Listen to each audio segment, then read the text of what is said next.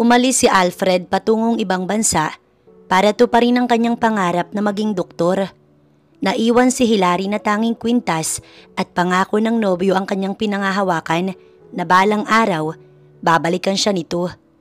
6 na taon ang lumipas at natapos ang pag-asa ni Hilary na babalikan siya ni Alfred nang mabalitang ikakasal na pala ito sa iba. Kasabay nitong pinatay ang puso niya at pag-asang ipakilala ang anak nilang dalawa. Napapangiti si Hilary habang naghahanda ng almusal nilang mag-ina sa kusina. Dinig niya kasing kumakanta ang kaisa-isang anak na 5 taong gulang. Walang iba kundi si Heidi. Nasa sala ito mag-isa at naglilinis ng sariling kuko. As usual, pinakailamanan na naman nito ang kanyang mga gamit sa salon. Hate nga daw nito ang maduming kuko na nagaya lang sa ninang ng kanyang anak na si Mariel. Malinis at palaging may kulay na kung minsan si Heidi na rin ang naglalagay. Banding nga iyon ng magninang. Palibhasa, manicurista siya at kumpleto sa kagamitan. Kaya makikitang pati mga kuko ng anak ay may kulay din. Wag lang sa kamay dahil bawal sa eskwelahan. Mabait ang kanyang anak at wala siyang masabi dahil maaasahan na ito sa bahay kahit na sa edad nitong 5 taon. Marunong na itong magwalis at magligpit ng pinaghigaan. Higit sa lahat, marunong maligo mag-isa. At ang pinaka nagustuhan niya rito, kontento ito sa kanyang pagmamahal at hindi naghahanap ng atensyon ng iba. Tungkol naman sa ama ni Heidi, ay nasa ibang bansa ang nobyo at nag-aaral ng medisina. Pero dahil 6 na taon na ang nakalipas simula nang magtungo ito sa abroad, ay alam niya sa sariling bilang na lamang ang araw at uuwi na ito. Sa wakas ay magkikita na sila. Matutupad na rin nila ang kanilang sumpaan noon na kapag naging ganap itong doktor, babalik si Alfred sa Pinas upang magpakasal sila at umaasa siyang mangyayari yun. Kasabay sa pagbabalik nito ay iyaharap niya ang kanilang anak sa ama nito. Tsak na masusurpresa ang lalaki dahil wala itong alam na nagbunga ang minsang nangyari sa kanilang dalawa bago ito umalis noon. Dahil dito, isang matamis na alaala nila ni Alfred ang biglang nanumbalik sa kanya. Hilary, mahal mo ba talaga ako? Tanong ni Alfred sa kanya habang nasa loob sila ng kondo nito. Dinala siya ng nobyo rito para i-celebrate ang 1 taon nilang relasyon. Oo, 1 year na ang lihim nilang relasyon ni Alfred sa magulang nito at sa kanyang magulang. Kung bakit? Dahil nag-aaral pa si Alfred. Samantalang siya hanggang high school graduate lang at pumapasok na ng trabaho sa isang salon bilang assistant sa mga employee dito. Katunayan, 3 buwan na siyang namamasukan. At ngayong taon, sa abroad na ito magpapatuloy sa pag-aaral. Bagaman masakit para sa kanyang magkahiwalay sila, titiisin nila pareho, syempre para sa future. Malungkot kung iisipin na magkakalayo sila ng matagal. Subalit alang-alang sa pangarap ng nobyo, titiisin niya. Basta alam niyang babalikan siya nito. Oo Alfred, sobrang mahal kita at sigurado na akong ikaw ang lalaking nais kong makasama sa habang buhay. Tugon ni Hilary na hindi malaman kung iiyak o ngingiti sa lalaki. Sari-saring emosyon ang kanyang nararamdaman dahil iyon ang huling sandaling magkakasama sila ng matagal. Ngumiti ng matamis si Alfred bago siya niyakap at inangkin ang kanyang mga labi na tinugon niya ng buong pagmamahalan hanggang sa lumalim iyon ng lumalim na tila tinatangay siya sa kabilang dimensyon. Basta pareho silang nakalimot at nanaigang tibok ng kanilang mga puso. Salamat Hilary, mahal na mahal kita. Ngayon ay pinatunayan mong mahal mo ko ng sobra. Promise mamahalin din kita ng higit pa sa kahit na anumang bagay. Yakap siya nito at ganoon din siya. Kasabay nun ay may isinuot na mamahaling kwintas sa kanyang leegang nobyo at wag daw niya iyong tatanggalin hanggat mahal siya nito. Iningatan niya daw iyon katulad ng pag-iingat niya sa puso nito. Masayang hawak niya ang pendant na hugis puso at kulay pula. Ramdam niya sa bagay na iyon ang sobrang pagmamahal nito sa kanya at nangako siya na kahit kailan hindi iyon tatanggalin. Katulad ng pangako ni Alfred sa kanya na hindi niya makakalimutan. Kinabukasan ay namamalisbis ang kanyang mga luha sa pag-alis ng boyfriend habang iniyahatid dito sa airport.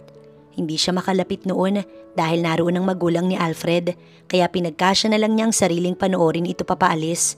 Para sa kanya, mananatili ito sa kanyang puso. Mare! Mare, may good news ako! Sigaw mula sa labas ng kanilang bahay upang matigil ang pagbabalik tanaw niya sa nakaraan nila ni Alfred. Nakilala niya agad ang boses ni Mariel. Mabilis na tumayo ang 5 taong gulang niyang anak upang pagbuksan ang dumating na bisita. Iniwan nito ang ginagawa saglit at lumapit sa pintuan. Magkarugtong lang naman ang kanilang sala at kusina, kaya tanaw niya ang anak sa cute nilang sala. Habang siya, ipinagpatuloy ang paghahalo ng sinangag. Narinig mo ba yung sinabi ko, Mare? May good news ako sa'yo. Pagpasok ni Mariel ay saad nito. Bihis na ito, halatang papasok na sa trabaho. Sakto ang dating mo, dito ka na mag-almusal. Pinatay niya ang kalan at kumuha ng 3 plato para sa kanila. Salamat, Mare. Tinanggal ni Mariel ang pagkakakawit ng bag sa balikat bago ito umupo. Tinawag na muna ang anak at ipinagtimpla ito ng gatas. Opo, Mami. Mabilis nitong tugon at nalingunan itong nagliligpit na mga ginamit. Ano namang good news yan? Nagtitimpla na siya ng kape nang magtanong. Ngumiti muna ito at tumingin sa gawin niya. Mare, ililipat daw tayo ni Madam Charing sa branch niya sa Maynila. At ang good news, tataasan daw ang sweldo natin. Nagniningning ang mga mata nitong saad. Totoo po ba yon, Ninang? Luluwas tayo ng Maynila nila mami ko? Hindi pa man siya nakakasagot, sumingit na si Heidi na kakalapit lamang. Oo anak, sa Maynila na tayo titira. Gusto mo ba yon? Masayang tanong ni Mariel kay Heidi. Tuwang-tuwa naman ang huli. Alam niyang may malawak na salon si Madam Charing sa Maynila, na syempre, lahat silang employees nito ay naghahangad na madagdagan ng sahod sa isang buwan. Dahil barya lang naman ang kinikita nila. Isa pang rason kung bakit nais niyang ilipat dahil malapit nang makabalik ng Pinas si Alfred at magkikita na sila sa wakas. Makikilala na ni Heidi ang ama nito. Sa araw nga ding yun, kinausap sila ni Madam Charing. 3 silang maililipat sa Maynila dahil nga kailangan nga daw ng tao doon. Kasama niya si Mariel at isa pang kasamahan nilang si Greta. May libre silang tirahan pero sila ang magpo-provide ng kanilang pangangailangan. Pwede mong iwan sa amin si Heidi para makapag-focus ka sa trabaho mo, anak. Suhestyon ng kanyang ina matapos magpaalam na luluwas ng Maynila. Isa sa mga nagulat nang mapag-alaman ng buntis siya noon. Wala kasing kaalam-alam ang magulang na siya ay may kasintahan. Napasulyap siya sa anak na tahimik na naglalaro sa upuan. Hindi niya kayang mawalay sa anak kahit saglit lang. Pero tama naman ang kanyang ina. Kapag nasa Maynila na siya, walang mag-aasikaso, lalo at nag-aaral ito. Inay, papayag kaya si Heidi? Nag-aalala ako, baka makaapekto sa kanya. Dalawin mo na lang kada katapusan, total malapit lang naman ang Rizal. Mahirap kung walang titingin sa kanya. Pinag-isipan mo nang mabuti ni Hilary ang sinabi ng ina bago nilapitan ng anak. Naawa siyang tinabayhan ito ng upo. Anak, Heidi, may sasabihin sana si Mama. Alam mo naman 'di ba, luluwas ako ng Maynila. Ang gusto ko sana, maiwan ka kay Lola. Okay lang ba? Nagpapaunawan niyang tanong. Lungkot ang rumihistro sa mga mata nito. Bakit po, Mami? Pabigat po ba ako sa inyo? Malungkot nitong tanong. Mabilis siyang umiling. Hindi sa ganun, anak. Malayo kasi ang Maynila, 'di ba? At saka nag-aaral ka. Mabilis itong umiling na yumakap sa kanya. Umiyak ka agad. Ayoko kay Lola, Mami. Gusto ko sa'yo. Hindi ako magpapasaway sa'yo, promise. Naghahabulan ng masaganang luha nito sa mga mata. Nakadama naman ng matinding awa si Hilary para sa anak na napatingin sa gawin ng kanyang ina. Tumango lang ito. Hinagod niya ang likod nito habang pinapatahan. Hindi kasi talaga ito sanay sa lola kundi sa kanya. Hindi nagtagal, huminto ito sa pag-iyak. Hindi mo na po ba ako iiwan, Mami? Tanong ng kanyang anak, malungkot pa rin ang muka. Napatingin siya sa ina at hindi makasagot. Pero dahil magsisimula pa lang siya sa Maynila at hindi alam ang magiging buhay nila doon, nagdesisyon na iwan na muna ang anak sa kanyang ina. At kapag naging okay na siya doon, tsaka niya susunduin si Heidi at isasama. Habang tulog ang anak, matagal niya itong tinitigan. Mamimiss kita anak. Aniyang niyakap ito at hinalikan sa pisngi bago isinuot ang kwintas na nagpapaalala sa kanya kay Alfred.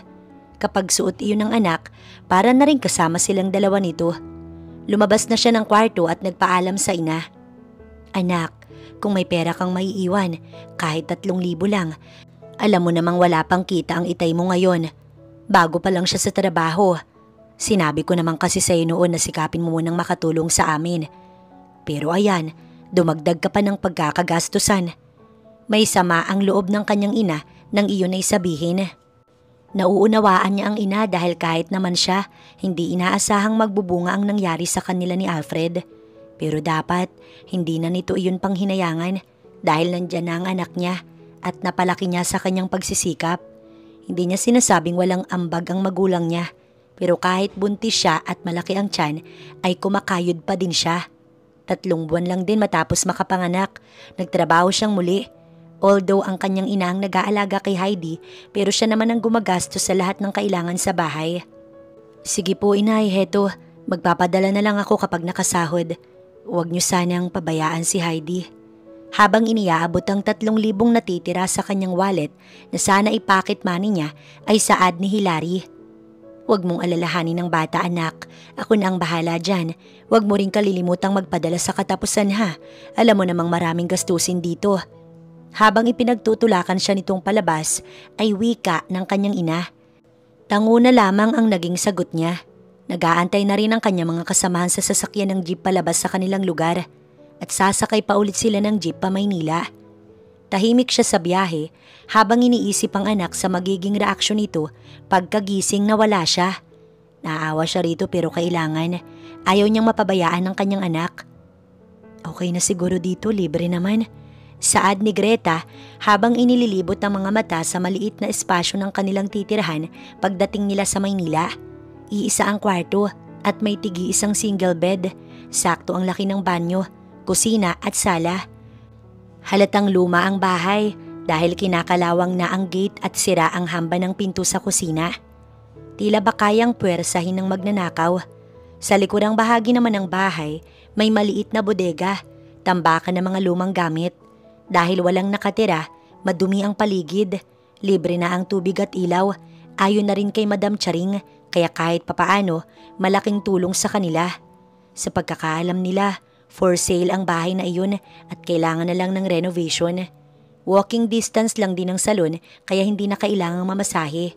Malayo nga lang sa school dahil kailangan pang sumakay ng jeep, kaya naisip niyang tama ang desisyong iwan si Heidi sa ina. Magtitiis na lang siya sa lungkot at dadalawin ito tuwing katapusan ng buwan. Oo nga, kaso bawal magdala ng jowa.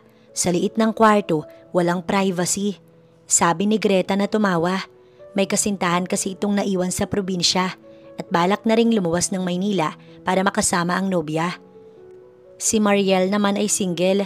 Sabi nito, family first nga daw. Nag-aaral pa kasi ng kolehiyo ang kapatid nito.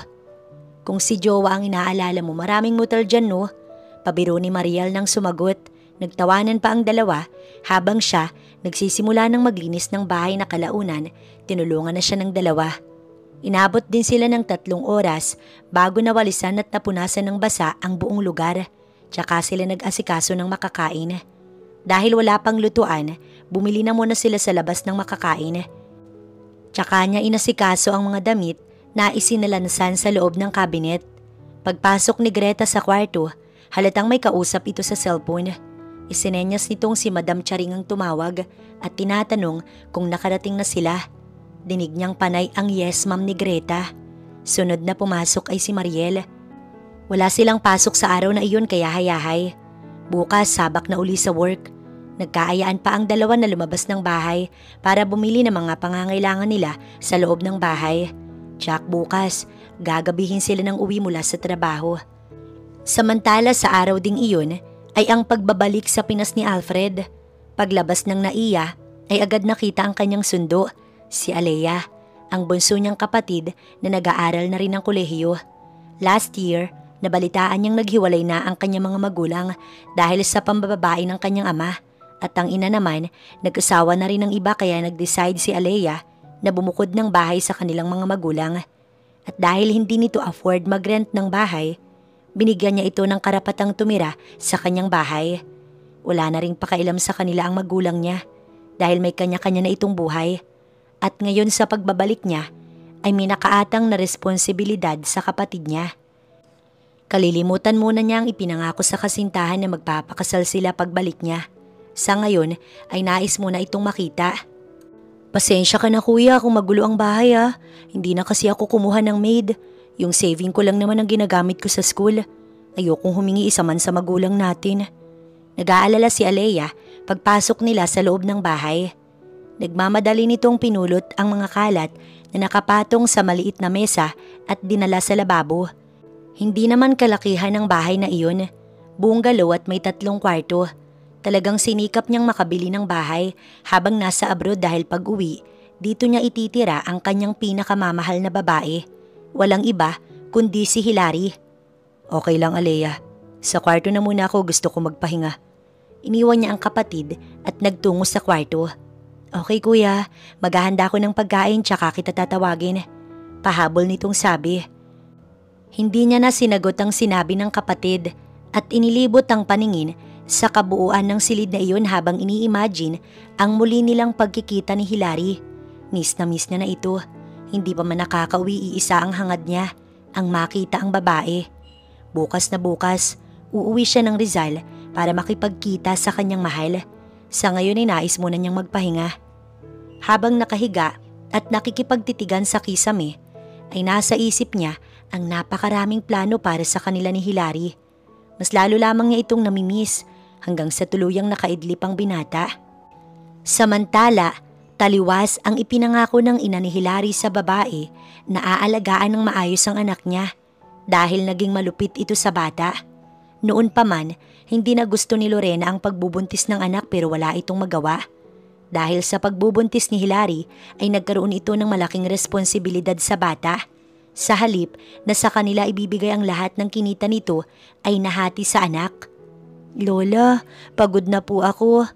Habang nagkukuskus ng labahin ay reklamo ni Heidi.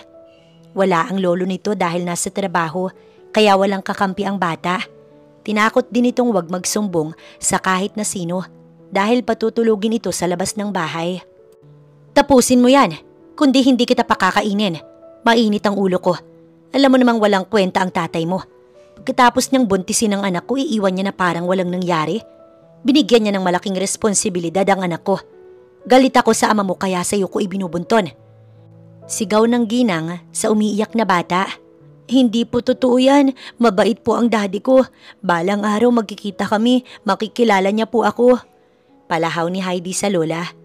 Naiinis itong tinignan ng ginang. Wala akong pakialam kahit magkita man kayo or hindi. Itong tandaan mo. Nasa poder kita kaya ako ang susundin mo. Naiintindihan mo ba? Tsaka nito hinagip ang tenga ng bata at hinaklit kaya nag-iiyak sa sakit si Heidi. Tama na po lola, maawa po kayo sa akin. Ibalik niyo na lang po ako sa mami ko. Naguhumiyaw nitong wika habang pigil ang kamay ng babae. Anong ibabalik? Ililigaw kita para mawala ka sa landas ng ina mo. Pabigat ka sa amin. Bakit kasi hindi ka pa ipinalaglag ng nanay mo? Buwisit kang bata ka. Hindi ako natutuwa sa'yo. Pabigat ka sa amin. Bilisan mo dyan. Halos ingod-ngod ang batang babae para lamang masiyahan ng matanda. Dahil dito, napuno ang bahay ng iyak ng bata. Niwala namang maglakas loob na kapitbahay na tulungan ng bata dahil ikagagalit iyon ng ina ni Hilary. Nakatulugan na lamang ng bata ang pag-iyak matapos ang kanyang nilabhan. Nagising ito sa malakas na hampas ng lola. Gumising ka, taalis tayo. Wika ng ginang. Inaantok pa ito na kinusot ang mga mata. Namamaga sa pag-iyak. Lola, saan po tayo pupunta? Inosente nitong tanong. Hindi sumagot ng babae na hinaltak ang bata palabas ng bahay. Dadalhin niya ito sa Maynila upang maging palaboy. Kailangang mawala ito sa landas ni Hilary. Para sa gayon, wala nang iba pang isipin ng babae kundi sila lang ng ama nito. Sumakay sila ng jeep pa Maynila. Yakap ng bata ang isang backpack na naglalaman ng damit nito. Lola, saan po tayo pupunta? Natatakot nitong tanong pero hindi sumagot ng babae. Pagbaba ng jeep sa tapat ng simbahan, nakita ni Heidi ang mga batang paruot parito kasama ang mga magulang. Mahigpit itong nakahawak sa kamay ng lola at baka maligaw. Takot ito sa malawak na lugar. "Dito ka lang at babalikan kita. Huwag kang aalis dito," sabi ni Lorena sa bata. "Ayoko po, lola. Natatakot po akong mag-isa," wika ng bata na nagsimulang umiyak. Mahina itong sinampal ng babae at pinanlisikan ng mga mata. "Kapag sinabi kong dito ka lang, naiintindihan mo?" Inis na sabi ng babae tsaka binaklas ang maliit na kamay ng bata na nakahawak rito. Tumango-tango ito bago bumitaw. Nagmamadali namang tumakbo palayo ang ginang na masayang masaya dahil sa nailigaw ang apo. Si Heidi naman ay umupo sa gilid ng simbahan at pinanood ang lola na pasakay ng jeep. Malungkot ito at yakap ang maliit na bag.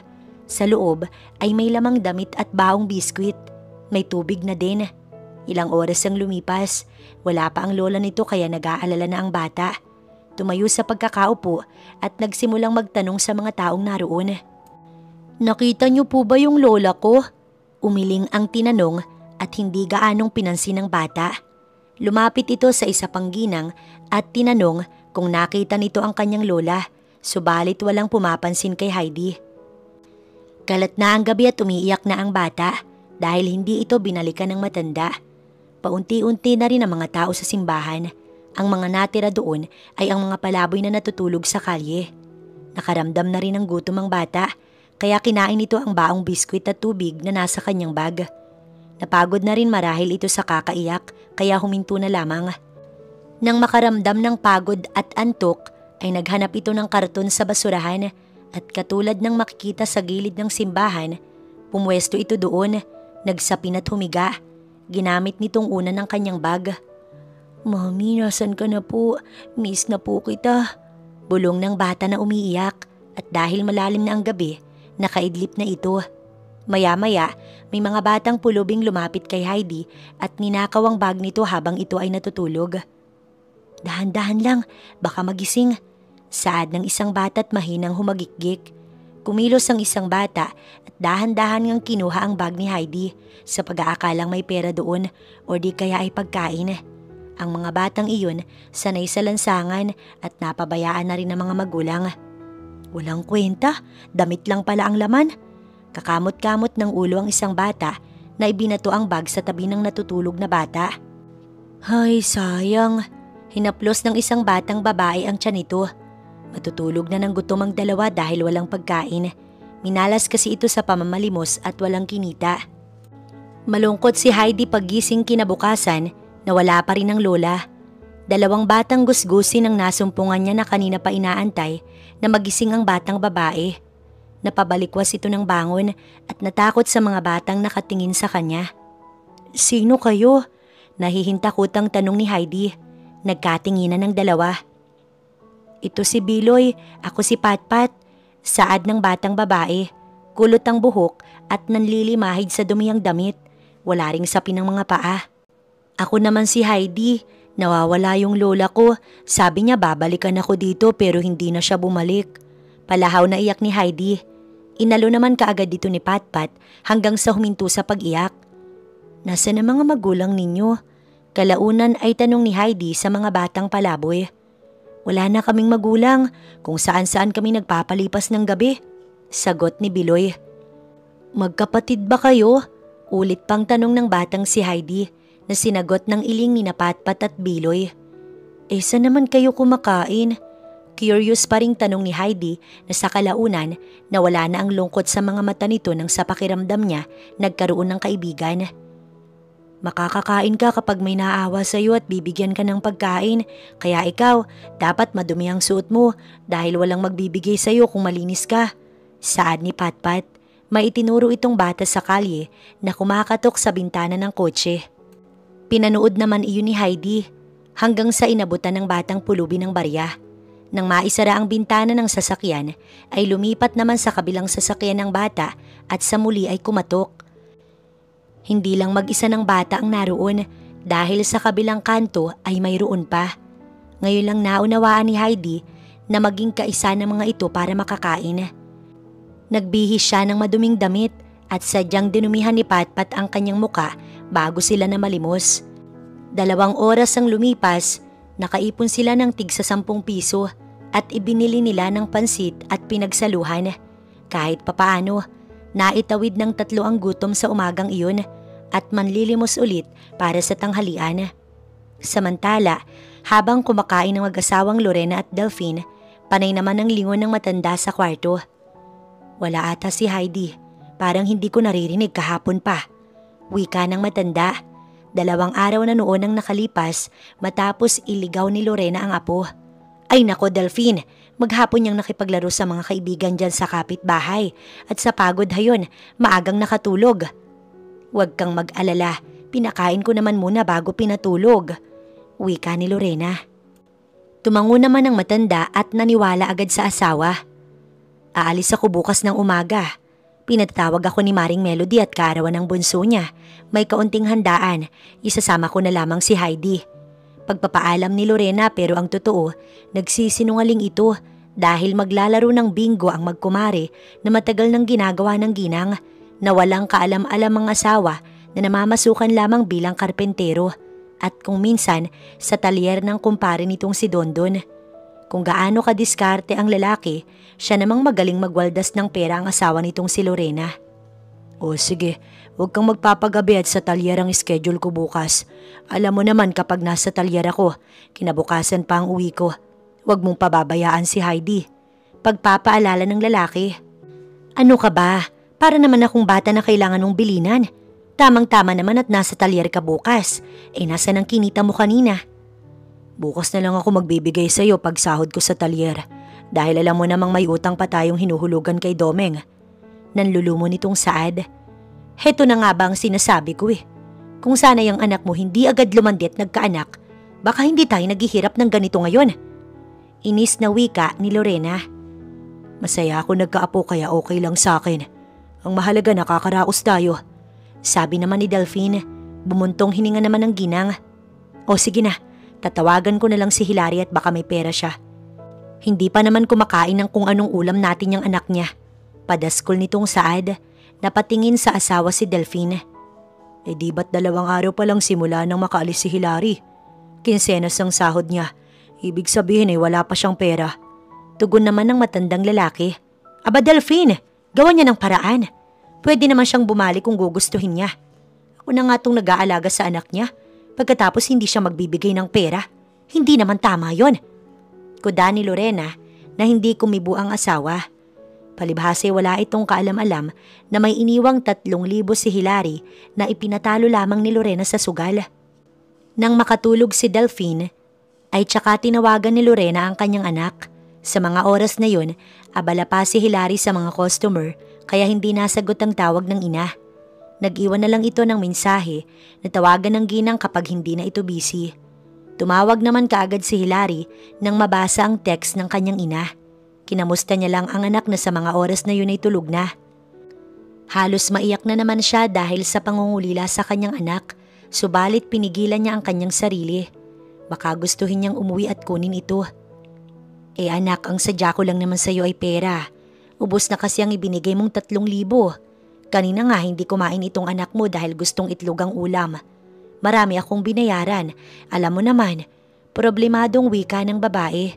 Nanlumo naman si Hilary dahil malayo pa ang sahuran. Pero nangako siya sa ina na magpapadala kapag nakabali. Bilang iyon lang naman ang choice niya. Kinabukasan pagkaalis ng ginang, sakto namang pagdating ni Alfred. Masaya siyang bumaba sa kanyang sasakyan at kumatok. Ngunit walang sumagot at halatang walang tao. Pero nagpa siyang hintaying may dumating sa bahay para lamang makita si Hilary. Halos kalahating oras na ang lumipas nang may dumaang ginang. Naku iho, walang tao dyan at kakaalis lang ni Lorena. Si Delphine naman ay maaga pang umalis. Sino ba ang sadya ninyo? Habang hinahagod siya ng tingin ay tanong ng babae. Hinahanap ko ho si Hilary.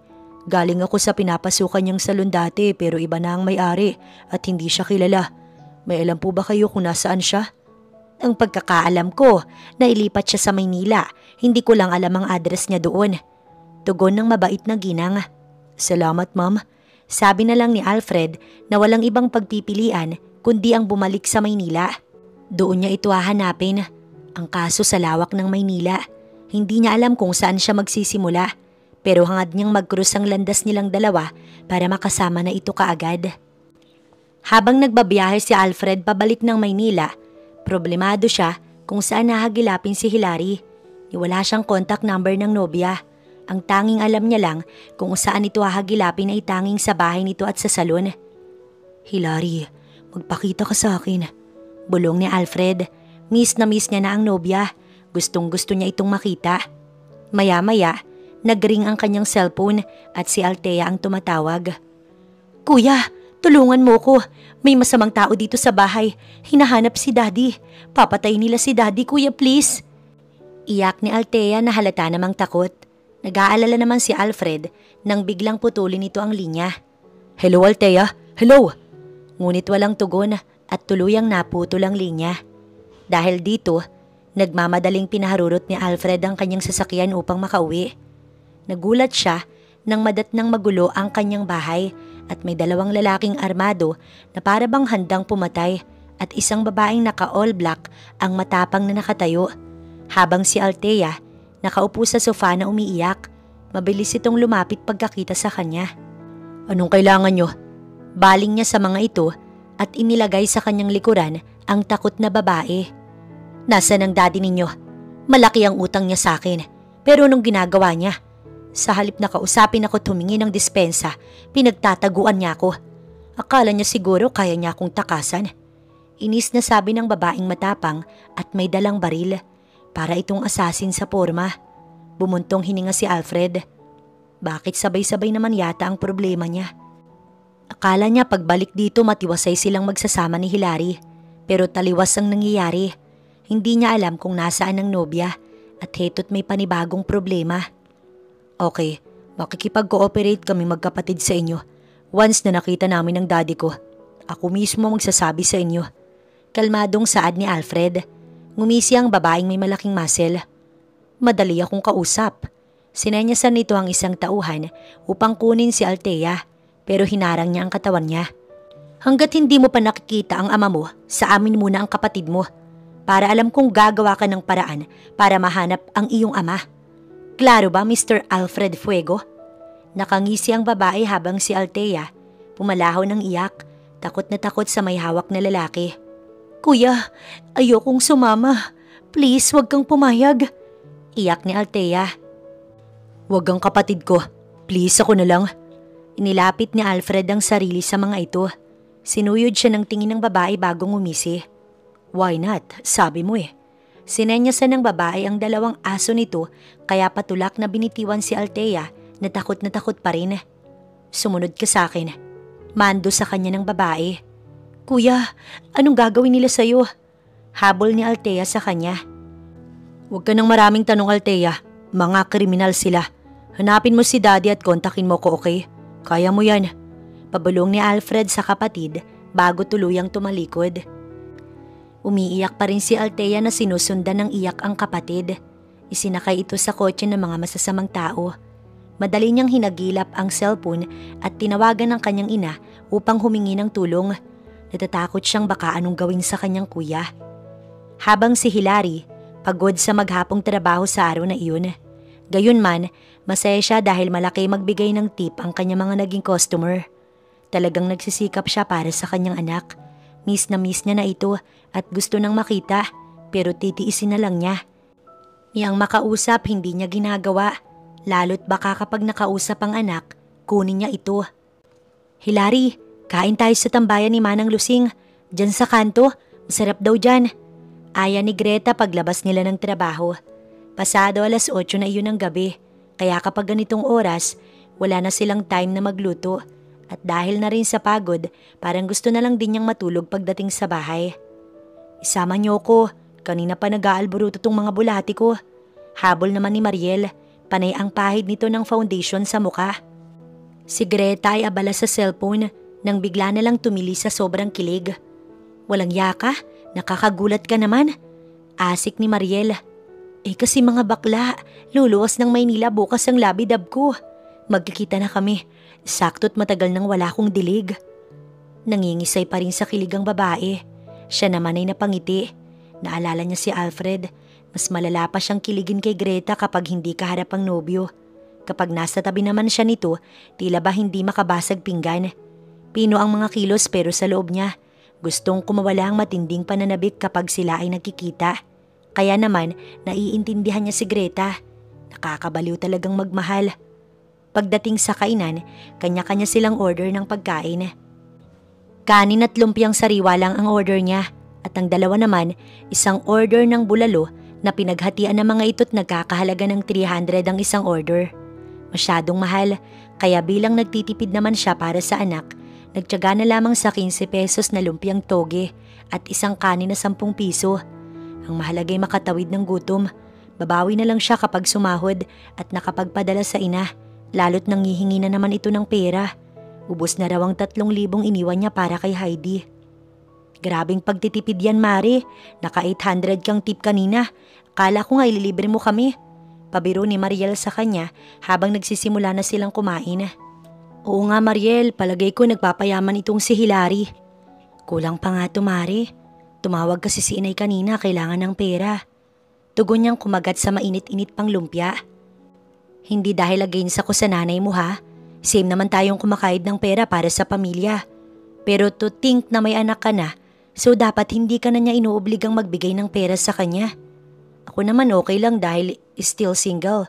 Paano naman kayo mag-ina, Aber? Puno ang bibig nitong Saad. Agree ako dyan, bakla. Ako naman bilang boyfriend ko pa lang naman si Carlos at wala pa kaming Junakis. Carry lang na magbigay ng pera kay Mudra pero hindi sagad, mayroon para sa mga luho ko. Singit ni Greta. May punto naman ng dalawa at natutuwa siyang concern ng mga ito sa kanya. Pero nasa poder ng ina ang kanyang anak at hindi masama ang magbigay ng pera. Nagtitira syempre at may pangangailangan din ako para sa sarili ko. Mas priority ko nga lang talaga ang anak ko. Sagot niya. Kasi naman Mare, palagi na lang walang pera yung inay mo. Akala mo'y kay daming binubuhay. Kabibigay mo lang ng 3,000, wala na namang pera. Ano yun? Magsusugal? Naiinis ang tono ni Mariel. Umiling siya't napapaisip din. Pero dahil mahal ang mga bilihin, nauunawaan niya ito kung bakit mabilis maubos ang pera. Nagkausap naman sila nitong nakaraang araw at ang mahalaga sa kanya, maayos ang anak niya. Hindi na umimik pa si Mariel maging si Greta na wala rin namang magagawa ang mga ito. Matapos nilang kumain ay umuwi na. Pagdating sa bahay, naglinis ng katawan tsaka natulog. Dinala si Alfred ng 2 lalaki sa isang bodega at ikinulong. Hindi naman siya sinaktan ng mga ito, bagay na ipinagpasalamat niya dahil lalaban talaga siya ng patayan. Pwede ko bang malaman kung magkano ang utang ng ama ko? Lakas loob na tanong niya sa lalaking kasama sa lugar na yun. Si Ma'am Fabiola ang nakakaalam. Pero kaya mo bang bayaran? Dinig ko hindi lang 1,000 ang utang ng ama mo kundi milyon. Paano ba yan? Naghihirap na ang mga fego. Bagsak na ang negosyo ng ama mo dahil sa pambababae niya. Tumawa pa ang lalaki kahit na wala namang nakakatawa sa sinabi nito. Kung si Daddy ang may kasalanan, bakit kaming mga anak ang kailangang magdusa? Dahil mautak ang amo ko, kayo ang gagamitin namin para lumabas sa lungga ang daddy nyo. Hindi niya gugustuhin may mabawas sa mga anak niya. Dagdag ng lalaki. Matagal nang walang pakailam sa aming magkapatid si Daddy, kaya magsasayang lang kayo ng panahon. Kung namumuhi kayo sa kanya, kami din masama ang loob. Kaya siya ang singilin nyo. Hindi tama tong ginagawa nyo sa amin. Nagtitimpi lang si Alfred pero gustong gusto niyang patulugin ng suntok ang lalaki. Naasar naman ito sa sinabi niya at mangani-ngani siyang sapakin. Pwede ba manahimik ka na lang? Kanina ka pa eh. Pikon nitong wika at bumunot ng baril tsaka ay tinutok sa kanyang sentido. Dinig niya ang pagkasanito. Tama na yan. Boses babae ang narinig niya at ang ingay ng takong papalapit sa kanila. Bihis na ang babaeng nakaitim kanina. Nakasuot na ito ng bodycon dress. Mabilis namang sumunod ang utusan ng babae na halatang may gusto rito. Kanina pa niya napapansin ang mga titig ng lalaki sa babaeng ito na may pakahulugan. Matapos lumapit sa kanyang babae ay tinitigan siya nito. Nag-abot ito ng cellphone. Tawagan mo ang daddy mo. Just tell him na kailangan ko siyang makausap. Nagmistula na ring utusan si Alfred na sumunod dito. Hawak nito ang buhay niya at wala na siyang magagawa pa, kundi ipapapas lang siya ng mga ito. Madali lamang para sa babae ang utusan ng dalawang lalaki. Panay lang ang ring ng cellphone na kanyang tinatawagan. Halos nakalimang tawag na siya hanggang sa namatay na lang, maaaring naglubat. Sa pagkakataong iyon, kausap ni Althea ang ama at sinabi na rito ang nangyaring pagkidnap kay Alfred. Ako na ang bahala sa kanila, iha. Umuwi ka na. Tanging iyon lang ang sinabi ng dad niya. Anong plano niyo, dad? Hindi magtatagal baka patayin nila si kuya. Gumawa kayo ng paraan. Naiiyak na saad ni Althea. Hindi nila gagawin yun sa kuya mo. Tinatakot lang nila ako. Don't worry. Gagawa ko ng paraan para mabayaran sila. Sa ngayon umuwi ka na. Sabi nitong tumalikod. Naiiyak pa rin si Althea sa sinapit ng kapatid. Kapag mawala ito parang wala na rin siya kakampi sa buhay. Wala nang pakailamang magulang niya sa kanya. Tanging kapatid na lang ang mayroon siya. Nang hindi makausap ni Alfred ang ama, ay pahablot na kinuha ang babae ang hawak niyang cellphone. Pinalabas nito ang dalawang bantay at isinara ang pinto. Pinababantay ang maigi sa labas. Minuto ang nakalipas na lumapit sa kanya ang babae. Hinaplos ang palad nito sa dibdib niya. Anong ginagawa mo? 2 milyon ang utang ng daddy mo. Pasalamat siya, may magandang lalaki siyang anak at type ko. Kung hindi, kanina pa kita ipinapatay sa mga tauhan ko. Gumapang ang palad nito paitaas sa kanyang liig at pumulupot ang 2 braso. Idinikit ang mukha sa kanya at kulang na lang magsugpong ang kanilang mga labi. Gustong gusto niya itong itulak pero alam niyang magagalit ang babae. At dahil ayaw magbayad ng ama mo, ikaw ang kapalit. Pakakasalan mo ko. Gagawin lahat ng gusto ko. Magiging alipin kita. Naiintindihan mo ba? Anito't para bang nasisiraan ng bait. Isa-isa nitong tinanggal ang pagkakabutones ng polo niya at hinaplos ng mainit nitong palad ang kanyang matipunong dibdib. Halos maglaway ito habang nakatitig sa kanya. Nang akmang ibababa na nito ang pants niya, pinigilan ni Alfred ang kamay ng babae pero galit itong tinutukan siya ng baril. Mamili ka, ikaw or ang kapatid mo. Pwede kong sirain ang buhay ninyong sabay kung hindi ka susunod sa mga kagustuhan ko. Paligayahin mo ko. Wala na siyang choice kundi ang sundin ito. Ano pa ba ang magagawa niya? Patawarin mo ko, Hilary. Piping bulong ni Alfred. Simula noon, naging maayos ang trato sa kanya ni Fabiola. Bagaman malayang nagawa ang gusto, nakasunod sa kanya ang mga mata ng tauhan nito. Kuya, kamusta ka na? Nag-aalala si Althea sa kanya nang makausap ito sa cellphone isang araw. Althea, makinig ka sa akin. Doon ka muna sa poder ni Mami hanggat hindi pa naayos ang lahat ng gusot na ginawa ni Daddy. Kuya, nakausap ko na si Daddy. Ang sabi niya gagawa siya ng paraan. Napabuntong hininga si Alfred. Huli na ang lahat, Althea. Ikakasal na ako kay Fabiola. Malungkot niyang saad. Ano? Pero kuya. Just do what I say, Althea. Doon ka muna sa poder ni Mami, okay? Matigas niyang utos. Baka walang kakontentuhan si Fabiola at pati kapatid niya idamay. Di baling siya na lang ang mahirapan. Okay kuya, sige. Malungkot na saad ni Althea bago sila nagpaalam sa isa't isa. Sa araw na iyon, natagpuan ni Althea ang sarili sa harapan ng bahay ng kanyang ina kahit sinabi pa niyang hindi na siya makikipagkita pa rito. Masama ang loob niya sa muli nitong pag-aasawa pero ngayon niya ipinagpapasalamat na nakipaghiwalay ito sa daddy niya kundi baka madamay pa ito. Mami, umiiyak siya nang lumapit dito matapos mapagbuksan ng katulong. Naroon din ang bago nitong asawa. Althea, what's wrong? Concern nitong tanong.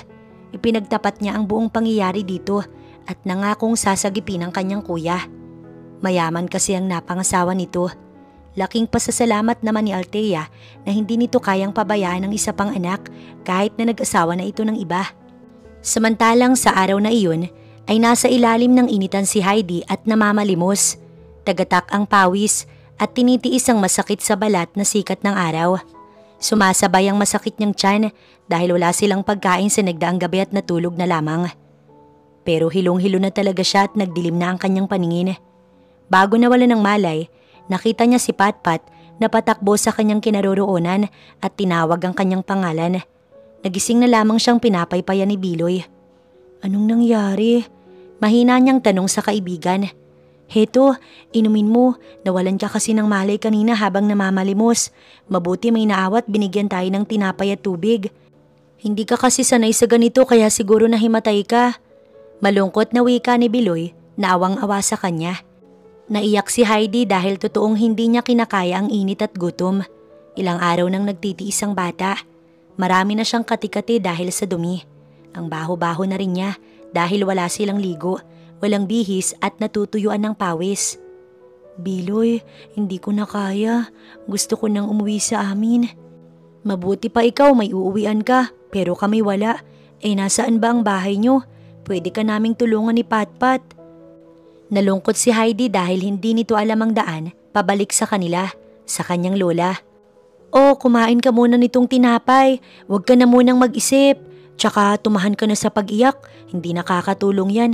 Sabi nila ang pag-iyak ang kahinaan ng isang tao at kapag palagi kang umiiyak, nagpapakita lang yun na mahina ka. Kaya kami, tinanggap na namin ni Patpat ang kapalaran namin sa lansangan kaya bawal umiyak. Laban lang, may awa ang Diyos. Nakangiti si Biloy nang sabihin iyon. Nagpahid si Heidi ng kanyang mga luha. Naisip ng bata na simula sa araw na yun, hindi na rin iiyak at hindi magpapakita ng kahinaan. Kung nakaya ni na Biloy at Patpat na mabuhay sa bangketa, kayang-kaya niya rin. Kumain siya ng tinapay at uminom ng tubig. Pagkatapos, magkahawak na sila ng kamay ni Biloy na tumawid ng kalsada at katulad ng dati na malimos. Araw-araw nilang gagawin yun para may pangtawid gutom. Hindi sila pwedeng tumigil dahil baka mamatay sila sa gutom. Ale, may barya ka ba dyan? Kahit 10 piso lang, pambili lang ng pagkain. Kalabit ni Heidi sa babae. Pasakay ito ng jeep at nagbibilang ng pera. Tinignan ng Ale ang bata ng masama. Hay nako, nasan ba ang mga magulang mo't pinabayaan ka sa kalsada ha? Ang hirap sa mga magulang ngayon, anak ng anak wala namang kakayanang magpakain. Galit na saad ng Ale na sumisigaw. Agad itinago ang wallet. Mabait po ang mami ko. Nagtatrabaho siya para sa akin. Sigaw ni Heidi na ipinagtatanggol ang ina. Umirap ang babae. Talaga? Kaya pala nanlilimos ka ha? Malis ka nga dyan at baka tadyakan kita. Ang baho-baho mo. Maligo ka nga doon. Itinulak siya ng babae kaya napaupo si Heidi sa simento. Tumalilis naman ng alis ang aling masungit. Gustong umiyak ni Heidi pero naisip nito ang sinabi ni Biloy. Kahinaan ang umiyak kaya dapat niyang labanan. Hindi siya iiyak dahil lang sa sinabi ng ginang. Magpapakatatag siya at magdadasal sa Diyos na ituro sa kinaroroonan niya ang kanyang ina. Matapos tumayo ay muling na malimos. Lumipat lang ito ng pwesto. Sina Patpat naman nasa kabilang kanto. Habang abala si Fabiola sa pagsasaayos ng kasal nilang dalawa ni Alfred, nag-iisip naman ng lalaki kung paano isasabotahe ang mga plano nito. Wala siyang planong magpakasal sa babae. Si Hilary ang pakakasalan niya. Dumaan tayo sa restaurant, babe. Gusto kong mag-dinner bago umuwi. Malambing na saad ni Fabiola sa kanya. Kasalukuyan siyang nagmamaneho ng sasakyan. Okay, tipid niyang tugon. Naghanap siya ng makakainan sa bawat kanilang dinadaanan. Nang huminto ang sasakyan dahil sa traffic, ay may batang marungis na kumatok sa bintana ng kotse. Marahan naman niyang ibinabayon. Sir, pahingi nga po ng konting barya, pambili lang ng pagkain. Nagmamakaawa ang boses ng batang babae na sa tansya niya, 5 taon pa lang. Bagaman madungis, mahahalatang mestisa, pero hindi iyon ang umagaw sa kanyang atensyon, kundi ang kwintas nitong suot. Familiar ito sa kanya. Yun ang kwintas na ibinigay kay Hilary. Hindi siya pwedeng magkamali. Sir, untag ng bata sa malungkot na boses. Tinitigan niya ito sa mga mata at tila si Hilary ang kanyang nakikita. Gusto niyang kausapin nang magsalita si Fabiola. Heto 5 piso. Pwedeng umalis ka na dyan. Istorbo ang mga batang palaboy, buwisit. Inis na saad ni Fabiola sa bata na dumukwang para abutin ng 5 piso. Na kahit kakarampot ang ibinigay nito, nagawa pang ngumiti at magpasalamat. Pasimple siyang dumukot ng 200 at iniabot sa bata bago isinara ang bintana. Umuusad na ang sasakyan kaya hindi niya na nakausap pa ang batang babae. Pero tinandaan niya ang lugar at babalikan niya ito. Hindi man nakuha ang pangalan pero tanda niya ang mukha ng batang babae. Pagdating sa restaurant ay siya na rin ang pinag-order ni Fabiola. At heto, kumakain na sila pero hindi mawala sa isip niya ang batang babae kanina. May kung anong puwersa ang nagtutulak sa kanyang balikan ito. Hindi na nga niya namalayang kanina pa siya kinakausap ni Fabiola at nawala siya sa kanyang sarili. Kung mabubuksan niya ang pendant ng kwintas na yun, masisiguro niyang si Hilary ang may-ari nito. Kailangan niyang balikan ng bata bukas. Ano bang iniisip mo? Kanina pa ako nagsasalita rito. Inis na tanong ni Fabiola. Sorry, iniisip ko lang si Dad. Gusto ko nang lumaya sa'yo. Tumawa ito ng pagak. I'm sorry pero kahit magbayad pa siya ng 2 milyon, akin ka na Alfred, magiging alipin kita. Hindi siya kumibo. Totoong maaangkin nito ang katawan niya pero hindi ang kanyang puso. Bakit ginagawa mo to Fabiola? Dahil lang sa pera. Maganda ka't may lalaking deserve sa'yo. Hindi kita mahalat. Pwede ba? Don't ruin my night. Masaya ako dahil ikakasal na tayo. At wala ka na magagawa pa. Hindi mo ko mahal, fine, I don't care. Dahil balang araw, mapapasa akin din ang puso mo. Madiing wika nito at ngumisi. I'm sorry pero hindi mangyayari yun Fabiola. Ngayon pa lang sinasabi ko na sa'yong may mahal na akong iba. At kaya ako bumalik dito para pakasalan siya. Tila hindi ito naapektuhan sa sinasabi niya, bagkos ay ngumisi. Pues, idadamay ko ang babaeng mahal mo sa galit ko. Makikita mo. Saad nitong nagbabanta ang boses. Nakadama naman siya ng pag-aalala para sa babae. Kilala niya si Fabiola. Ginagawa nito lahat ng gusto. Huwag mong pakikialaman ng babaeng mahal ko. Kundi, pinutol ng malakas na tawa ni Fabiola ang kanyang sasabihin. Wala itong pakailam kahit pinagtitinginan na sila ng mga tao sa loob ng restaurant. Ano bang kaya mong gawin ha Alfred? Hawak kita sa leeg. Pagkatapos ay nang asar pa itong tumawa. Napamura siya sa kanyang isipan at minsan pang may pumasok na masama sa utak niya pero pilit pinaglabanan. Nakapagpadala na ng pera si Hilary sa araw na iyon kaya tinawagan niya kaagad ang ina. Pinagsama niya na ang mga nakuhang tip sa salon maging ang bale na 2,000. Umabot din iyon ng 3,000. Nagtabi lamang siya ng pangkain dahil baka wala na siyang sahurin at nabali na. Sa tip na lang siya umaasa. Hello inay, natanggap niyo na po ba ang pera? Tanong niya rito. Oo anak, kaso'y baka pwede sa susunod dagdagan mo naman. Alam mo namang nag-aaral na si Heidi. Tila nayayamot ang boses ng kanyang ina. Okay inay, pasensya ka na. Sa susunod na sahod kapag nakaluwag ako. Maiba ako nay.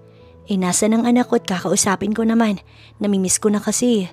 Naisip ko nga na sunduin na lang dyan. Malungkot niyang wika. Okay naman si Heidi rito, masaya.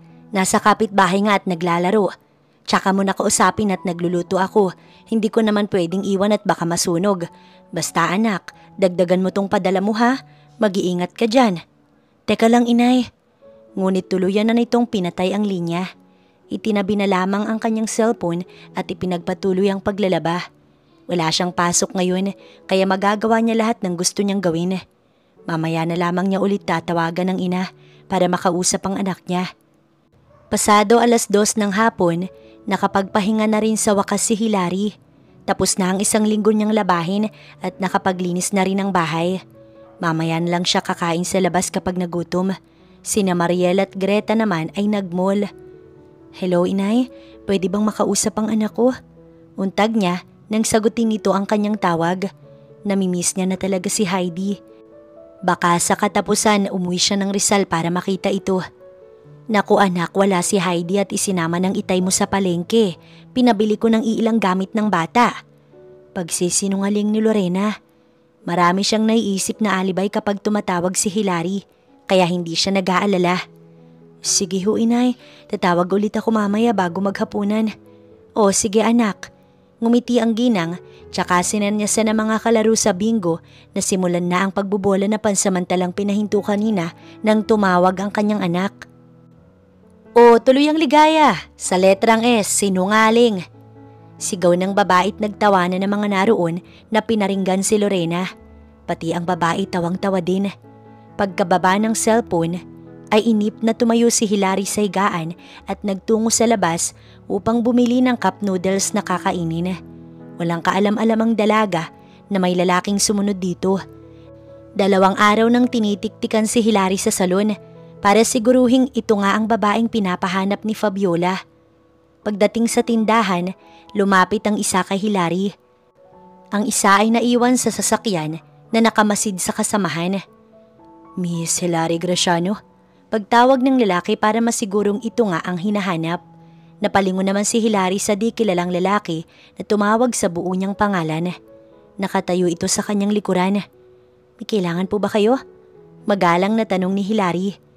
Pinasusundo ka ni Sir Alfred Fuego. Nakangiting saad ng lalaki. Ginamit nito ang pangalan ni Alfred para kusang sumama ang babae at hindi na siya mahirapan. Kinabahan naman si Hilary sa excitement nang marinig ang pangalan ng kasintahan. Nasaan siya? Hindi pa man, naiiyak na sa galak ang babae. Gustong-gusto na itong makita at mayakap. Sumama ka na lang sa amin, kami na ang magdadala sa iyo sa kanya.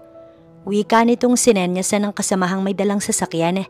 Dahil gustong makita ni Hilary ang nobyo, agad itong sumama sa 2 lalaki. Kusa itong sumakay ng kotse. Nagkatinginan pa ang dalawa na para bang sinasabing success. Samantala, sa mga sandaling yun ay magkausap ang dating mag-asawa. Ang ama at ina nina Alfred at Althea. Nakiusap si Miranda sa bagong asawa na pahiramin ng 2 milyon para tubusin ang anak na si Alfred. Hindi naman nagdalawang salita ang lalaki at agad binigyan ng 2 milyong cash ang asawa. At dahil si Ernest ang nakakakilala sa taong may hawak kay Alfred, kaya nakipagkita si Miranda sa dating asawa. Ito din ang kasama niyang magdadala ng pera. Nagpatawag na siya ng mga pulis upang kasuhan ng kidnapping ang sinumang pinagkakautangan ng lalaki. Hindi na ako nagtataka kung bakit pati mga anak mo'y isinuka ka, Ernesto. Nakakahiya ka na sila ang nagdudusa sa mga kagagawan mo. Inis na saad ng ginang sa dating asawa. Hindi niya talaga mapigilan ng galit. Wala itong pagbabago simula ng iwan niya. Mas lalo lamang itong nalulong sa sugal. Nilingon ito saglit ng lalaking abala sa pagmamaneho. Patungo na sila sa kinaroroonan ng kanilang anak. Pwede ba, Miranda? Huwag na tayong magsisihan. Hindi ka rin naman naging mabuting ina nila. Nanlalaki ka rin pero hindi kita sinumbatan. Inis na sabi ni Ernesto. Ikaw ang naunang magloko, di ba? Sinabi ko sa'yo na gawin mo lahat ng gusto mo pero wala kang idadamay. At anong nangyari ngayon, ha? Nasa kamay ng masasamang tao ang panganay mong anak. Hindi na nakapagpigil si Miranda at napataas ang kanyang boses. Enough, Miranda. Nandito ka para tulungan akong iligtas ang anak natin. Tigilan na nating magsumbatan dahil walang mangyayari. Sabi na lang ni Ernesto na bumuntong hininga. Galit man, nanahimik na lang si Miranda. Pagdating ni Hilary sa mataas na pader, ay pumasok ang sinasakyang kotse nila sa loob. Medyo magulo ang paligid. Dinaig pa ang talyer sa dami ng mga sirang kotse. Baba, utos ng isang lalaki. Medyo naging masungit ang boses nito. Nasaan si Alfred? Kimi niyang tanong. Pasok ka, makikita mo sa loob. Kakaiba ang naging ngisi nito sa kanya at naging makahulugan ang tinginan ng kanyang kasama. Dahan-dahan siyang pumasok sa loob ng kinakalawang na pinto. Hindi iyon mukhang bahay kundi bodega. Tapunan ng mga kalawanging spare parts. Ang kasamang lalaki na rin mismo ang nagtulak sa pinto para tuluyang mabuksan. Dito tumambad sa kanya ang napakagulong silid, kung matatawag ba iyong silid. Nagpalingali nga siya dahil wala namang tao. Kundi pa may narinig siyang pumalakpak, hindi pa niya makikita ang babaeng naka-all black. Matangkad ito at nakasuot ng shade. So ikaw pala si Hilary, ang pinakamamahal ni Alfred? Marahan itong umisi habang palapit sa kanya. Siya naman ay tila kinabahan. Nasaan si Alfred? Bakit wala sa paligid? Kala ba niya ito ang nagpapasundo sa kanya?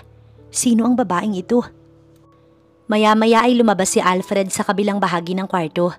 Malungkot itong nakatingin sa kanya at may ibang ipinahihiwatig. Alfred? Bulalas ni Hilary ng akmang lalapitan, hinarang ng babae ang katawan nito sa kanya. Pinadala kita rito para imbitahan sa kasal naming dalawa ng mahal mo, Hilary. Nasisiyahang saad ni Fabiola. Nanlabo ang kanyang mga matang tumingin sa lalaki. Alfred, totoo ba to? Nasasaktang tanong ni Hilary sa nobyo. Excited pa naman siyang sumama kanina para makita ito. Yun pala, masasaktan lang siya. Hilary, I'm sorry. Wala akong magawa. Hawak niya ako sa leeg. Sasaktan ka niya kapag hindi ko siya pinakasalan. Mahal na mahal kita, Hilary, patawarin mo ko. Malungkot na saad ni Alfred. Napailing-iling ang babae at hindi alam ang sasabihin na umiyak na lamang. Kung ikakasal si Alfred sa iba, paano sila? Paano ang anak nila? Hilary, makinig ka sa akin. Importante ang kaligtasan mo, okay? Muling nagsalita si Alfred habang nasasaktan siyang nakatingin dito. Alfred, huwag kang magpakasal sa kanya. Paano tayo? Paano kami ng anak mo?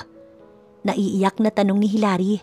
Baka sakali kapag nalaman nitong may anak silang dalawa, magbago ang isip ng lalaki at hindi nito pakasalan ang babaeng ito na hindi naman mahal ng lalaki. Wow! Best actress din pala itong kasintahan mo, Alfred. Pumalakpak ang babae at malakas na tumawa habang si Alfred ay napatulala. May anak tayo, Hilary? Tanong nitong hindi makapaniwala. Oo, Alfred. Iniwan ko siya kay inay. Kaya please huwag kang magpapakasal sa babaeng ito kung hindi mo siya mahal. Alfred, matagal kong hinintay ang pagbabalik mong ito. Mahal kita. Mahal na mahal kita, Alfred. Hagulgol na saad ni Hilary. Akmasa nang lalapitan ni Alfred ang babae nang humarang si Fabiola. Alfred, baka nakakalimutan mong bawal kang lumapit sa kanya. Akin ka lang. Sigaw nito. Dahil dito, nagpantig ang tenga ni Hilary sa inis at binalingan si Fabiola. Pwede ba? Maghanap ka ng ibang lalaking walang nagmamay-ari? Inis na sigaw ni Hilary. At walang takot na sinugod si Fabiola at mabilis na sinabunutan. Pero dahil malakas ang babae dahil sa nagdi-gym araw-araw, itinulak lamang nito si Hilary. Napaupo naman ang dalaga sa simento. Huwag na kayo magtangkang lumaban pa sa akin, masasaktan lang kayo. Wika ni Fabiola. Hindi na napigilan ni Alfred ang sarili. Agad niyang niyakap si Hilary. May usapan tayo. Huwag mo siyang sasaktan, Fabiola. Lahat gagawin ko ang gusto mo pero hindi mo ko sinunod. Kaya magpatawaran na lang tayo. Inis na tinignan ng babae ang dalawa. Bakit? Ano bang kaya mong gawin, ha, Alfred? Nanlilisik ang mata ni Fabiola na nilapitan silang dalawa, hawak ang isang baril. Matatag na tumayo si Alfred at binunot ang dalang syringe na may tranquilizer at mabilis na itinusok sa babae. Wala sa plano ang kanyang gagawin dahil hindi alam ni Alfred na makakaharap si Hilary. Nang malaman niyang may anak sila, nagkaroon siya ng lakas ng loob na lumaban para sa kanilang anak ni Hilary. Napasigaw pa si Hilary nang mabuwal si Fabiola na nawalan ng malay. Sumunod ka sa akin. Utos ni Alfred sa babae habang buhat si Fabiola na dinala sa maliit na silid. Binusalan ito para hindi makasigaw kapag nagising at ginapos. Tsaka binalingan si Hilary. Aalis tayo dito. Tatakas tayo. Wika niya sa kinakabahang babae. Alfred, paano? May armadong mga lalaki sa labas. Babarilin nila tayo kapag nakita tayo. Totoong nag-aalala ngayon si Hilary para sa kanilang kaligtasan. Lalaban tayo, huwag kang matakot. Naghagilap si Alfred nang pwedeng gamitin sa 2 tauhan ni Fabiola at nakakita siya ng mahabang bakal. Ito, hawakan mo. Kapag may lumapit sa iyo, huwag kang mag-aalangang hampasin. Kapag sinabi kong takbo, tumakbo at sumunod ka. Okay ba yun, Hilary? Malalagpasan natin to. Pagkasabi, dinampian ng halikang nobya.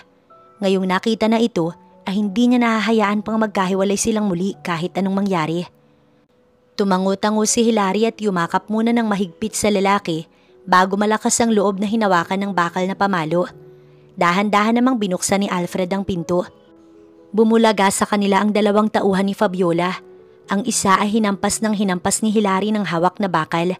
Si Alfred naman nakipagbuno sa isa pang lalaki. Alfred, lumaban ka! Takot na sigaw ni Hilary habang pinauulanan ito ng suntok. Napatulog na noon ni Hilary ang isang lalaki ng malakas na paluin sa ulo.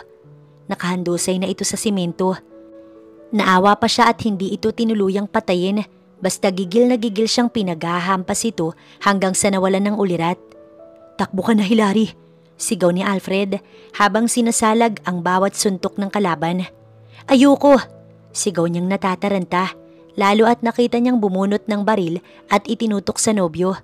Halos mawala siya sa sarili na nilapitan ito at mabilis na pinalo sa ulo. Basta na lang itong nangisay matapos sumandusay. Mabilis naman siyang hinawakan sa kamay ni Alfred at tumakbo na sila palabas ng gate. Sa likod ng bodega, binaybay ang masukal na daan patungo sa kagubatan. Walang hinto sa pagtakbo ang dalawa para lang makalayo sa lugar na yun. Kapag nahabol sila ng tauhan ni Fabiola, ipinapangako ni Alfred lalaban siya kahit anong mangyari. Sa mga oras na yun, narating na ng mag-asawang Ernesto at Miranda ang lugar ni na Fabiola. Sigurado ka bang nandito ang anak natin? Naiinis pa ring tanong ni Miranda sa dating asawa. Oo, ito ang hideout ni Fabiola. Tugon naman ni Ernesto. Napakunot noo ang babae sa pangalang nabanggit. Tila pambabae. Tignan mo ikaw, napakababaero mo talaga kahit kailan. Sa babae ka pa talaga nagawang mangutang. Walang iya ka, hindi ka pa nawala sa mundong ibabaw. Inis at gigil na pinaghahampas ni Miranda ang braso nito. Sinalag naman ito ng matanda. Hindi ako kay Fabiola nangutang, kundi sa ama niya. Ang kaso, kalilibing lang ng daddy nun kaya ang anak ang naniningil sa akin. Kaso wala pa akong pera kaya pinagtaguan ko siya. Paliwanag naman ni Ernesto na lalong ikinagigil ni Miranda. Ang ikinaiinis niya, yung nadamay pa ang anak nilang dalawa. Kahit sana ito magpakasasa sa babae at sa sugal, basta ito ang magdusa, wala siyang pakailam. Nahinto lang ang dalawa nang bumukas ang gate at sugat ang lalaki ang sumalubong sa kanila. Kasunod, ang galit na babae. Nasaan si Alfred? Nasaan? Halos magiba ang eardrum niya sa malakas na sigaw ng babae. Napaisip si Ernesto. Sa itsura ng mga ito ngayon, mukhang natakasan na ng kanilang anak. Matapang siyang humarap dito. Kung may baril ito, ganoon din naman siya. Hindi siya sasabak sa gera kung wala. Heto ang perang 2 milyon. Sa pagkakataong ito, nasa presinto na ang anak ko at inihahabla ka sa kasong kidnapping. Kaya para walang gulo, tanggapin mo to at pareho na tayong manahimik. Okay ba yun, Fabiola? Sinabi lamang ito ni Ernesto para makipagkasundo. Ang totoo ay nasa likod na nila ang mga pulis at tsak pinagmamasdan na sila nito. Ipinakita niya ang hawak na pera sa loob ng attache case. Marahas naman itong napabuntong hininga at inutusan ng sugatang tauhan na kunin ang perang hawak. Kalaunan, dumating na ang mga pulis at hinuli ang mga ito sa salang pangingidnap sa kanilang anak. Galit naman ang babae sa kanya, lalo at isinuplong niya rin ang mga illegal na pasugalan ng ama nito. Oras na rin para magbago siya. Nang makalayo ang magkasintahan sa pagtakbo, at walang maramdamang nakasunod sa kanila, huminto na sa pagtakbo si Hilary. Pagod na pagod siya. Hindi niya na nga alam kung nasaan na sila ni Alfred. Hindi ko na kaya, Alfred, sandali lang. Hingal aso si Hilary, sapo ang dibdib sa matinding pagod na napasalampak sa damuhan. Tinabihan ito ni Alfred na humihingal. Hindi tayo pwedeng gabihin dito sa kagubatan. Delikado sa mabangis na hayop. Saglit lang silang nagpahinga at buhat siya ni Alfred sa likod habang tumatakbo. Ganoon ba siya kagaan? Naitanong ni Hilary sa kanyang sarili. Kalat na ang dilim nang marating nila ang highway, pero hindi niya pa din alam ang lugar na kanilang kinaroroonan. Pareho silang walang pera, cellphone at ang paraan kung paano makakauwi ay ang maglakad o di kaya makisabay sa mga sasakyang dumadaan ng libre. Yun ay kung papayagan sila. Mas gusto ko na lang nalakarin tong kahabaan ng highway kaysa pumara ng sasakyan tapos masasamang loob ang lulan. Saad ni Hilary. Kahit delikado ang naging kalagayan nila kanina ni Alfred, masaya pa rin siya dahil muli silang nagkita at dasal niyang ito na ang simula ng pagsasama nila habang buhay ng kanilang anak. Alam kong pagod ka na, Hilary, at gusto mo nang magpahinga. Maghanap tayo ng matutuluyan kahit ngayong gabi lang at telepono na pwedeng tawagan. Suggestion ni Alfred. Walang problema, Alfred, kaso wala akong pera, ni wala akong cellphone. Tugon niyang problemado. Calm down, basta magkasama tayo ayos lang kahit matulog ako sa bangketa. Hinawakan siya nito sa palad at binaybay nila ang kahabaan ng kalsada. Nakadama naman ng kapanatagan si Hilary. Hindi niya naramdam ang pagod kundi ang masarap na pakiramdam na nagmumula sa palad ng nobyo. Excited na ako makita ang anak natin, love. Sinong kamukha niya? Paano siya magsalita? Tumatawa. Tila nag-i-imagine si Alfred na nakatingin sa kanya. Kamukha mo ang lips niya, sa kapal ng pilik. Matalino siyang bata na parang ikaw. Namana nga lang sa akin ang maganda niya mga mata na kapag tinitigan mo, parang ako ang makikita mo. Tila maiiyak naman si Alfred na nakatitig sa kanya. What's her name? Tanong nitong mababakas sa mga mata, ang excited na makita ang anak. Heidi. Dama niyang humigpit ang pagkakahawak nito sa kanyang palad. Gusto ko siyang makita, Hilary. Gusto ko siyang mayakap. Huminto ito sa paglalakad at bigla na lang siyang ikinulong sa mga bisig. Thank you at binigyan mo ko ng anak, Hilary. Alam kong marami kang hirap na pinagdaanan na wala ako sa tabi mo. Promise pagkatapos ng problema nating ito kay Fabiola, magpapakasal tayo. Hindi na tayo maghihiwalay kasama ang anak natin kahit kailan. Mahal kita, Hilary. Kayo ng anak natin. Madamdaming saad ni Alfred at matagal siyang tinitigan habang sinasalubong niya ang mga mata nito. Napaigtad sila pareho at naputol ang kanilang pagtititigan nang may mag-buzzer sa kanilang tabi. Magandang gabi. Mukhang wala na kayong masakyan sa ganitong oras at bibihira ang dumadaang pangpasaherong bus dito. Pwede kayong sumabay sa akin hanggang sa palengke. Kaso sa likod lang ng sasakyan. Pagmamagandang loob ng matandang lalaki sa kanila. Nagkatinginan silang magkasintahan at nagpalitan ng matamis ng ngiti. Saka sabay na nagpasalamat sa mabait na matanda. Sa daming naglipa ng masasamang loob sa mundong ito, may natitira pa ring may ginunto ang puso. Sa likod ng pick-up truck, nakaupo sila. May mataas na trapal at napapaligiran sila ng sako-sakong gulay. Habang mabilis na tumatakbo ang sasakyan, tila ay dinuduyan sila pareho. Nakayakap ang isang braso ni Alfred sa bewang ng nobya at ang isa naman nakaalalay sa palad nito. Sa dilim ay magkasalubong ang titig nila sa isa't isa. Tila nangungusap sa kaligayahan sa muli nilang pagkikita pagkalipas ng maraming taon. Kalaunan, unti-unting tinatawid ni Alfred ang pagitan ng kanilang mga labi. Marahan siyang hinalikan na ginantihan niya. Pareho nilang namiss ang isa't isa at kapwa nila ramdam yun at ngayon lamang napawi sa muli nilang pagkikita. Salamat po, Tatang. Pagbaba nila ng jeep ay buong pasasalamat nilang sambit. Walang anuman, pasensya na kayo at hanggang dito na lang ako sa talipapa. Si Tatang pa ang humingi ng pasensya sa kanila. Tinanggal nito ang trapal ng truck at isa-isang ibinaba ang sako ng gulay. Tumulong muna si Alfred magbaba bilang pasasalamat sa matanda. Salamat sa inyo. Talagang pag hindi nasama ang apo ko rito, ako lang mag-isa ang nagbababa nito. Laking pasasalamat ni Tatang sa kanila. Walang anuman ho. Mahihingin po sana akong pabor sa inyo. Kung okay lang po sana, Tatang, na makitawag ho lang sana kami. Nag-aalangan pang saad ni Alfred. Tumawa ang matanda. Yun lang naman pala. O heto. Binunot nito sa lumang pantalong suot ang maliit na keypad nitong cellphone at iniyabot kay Alfred. Humingi pa ito ng pasensya para doon. Pero malaki pa rin ang pasasalamat ni Alfred dahil natawagan nito ang kapatid na makakatulong sa kanila. Magpapasundo siya rito. Kuya! Bulalas ni Althea nang siya ay mabusesan. Althea, nakatakas ako kay Fabiola. Kaso napalayo ako. Pwede mo ba akong sunduin? Nasaan ka ngayon? Pupuntahan kita, kuya. Alam mo bang nahuli na si Fabiola ng mga pulis at nakakulong na siya ngayon kasama ang dalawa nitong tauhan? Nahuli? Paano? Napapatingin si Alfred sa gawin ni Hilary na nakatingin lang sa kanya. It's a long story. Susunduin muna kita bago ko ikwento sa'yo, okay? Pagkasabi ng kompletong address, ibinabana niya ang linya at saka ibinalik kay Tatang ang cellphone. Dito natin hihintayin si Althea na kapatid ko. Susunduin niya tayo. At hindi lang yun, Hilary. Nahuli na raw ng mga pulis si Fabiola. Wala na tayong poproblemahin pagkatapos nito.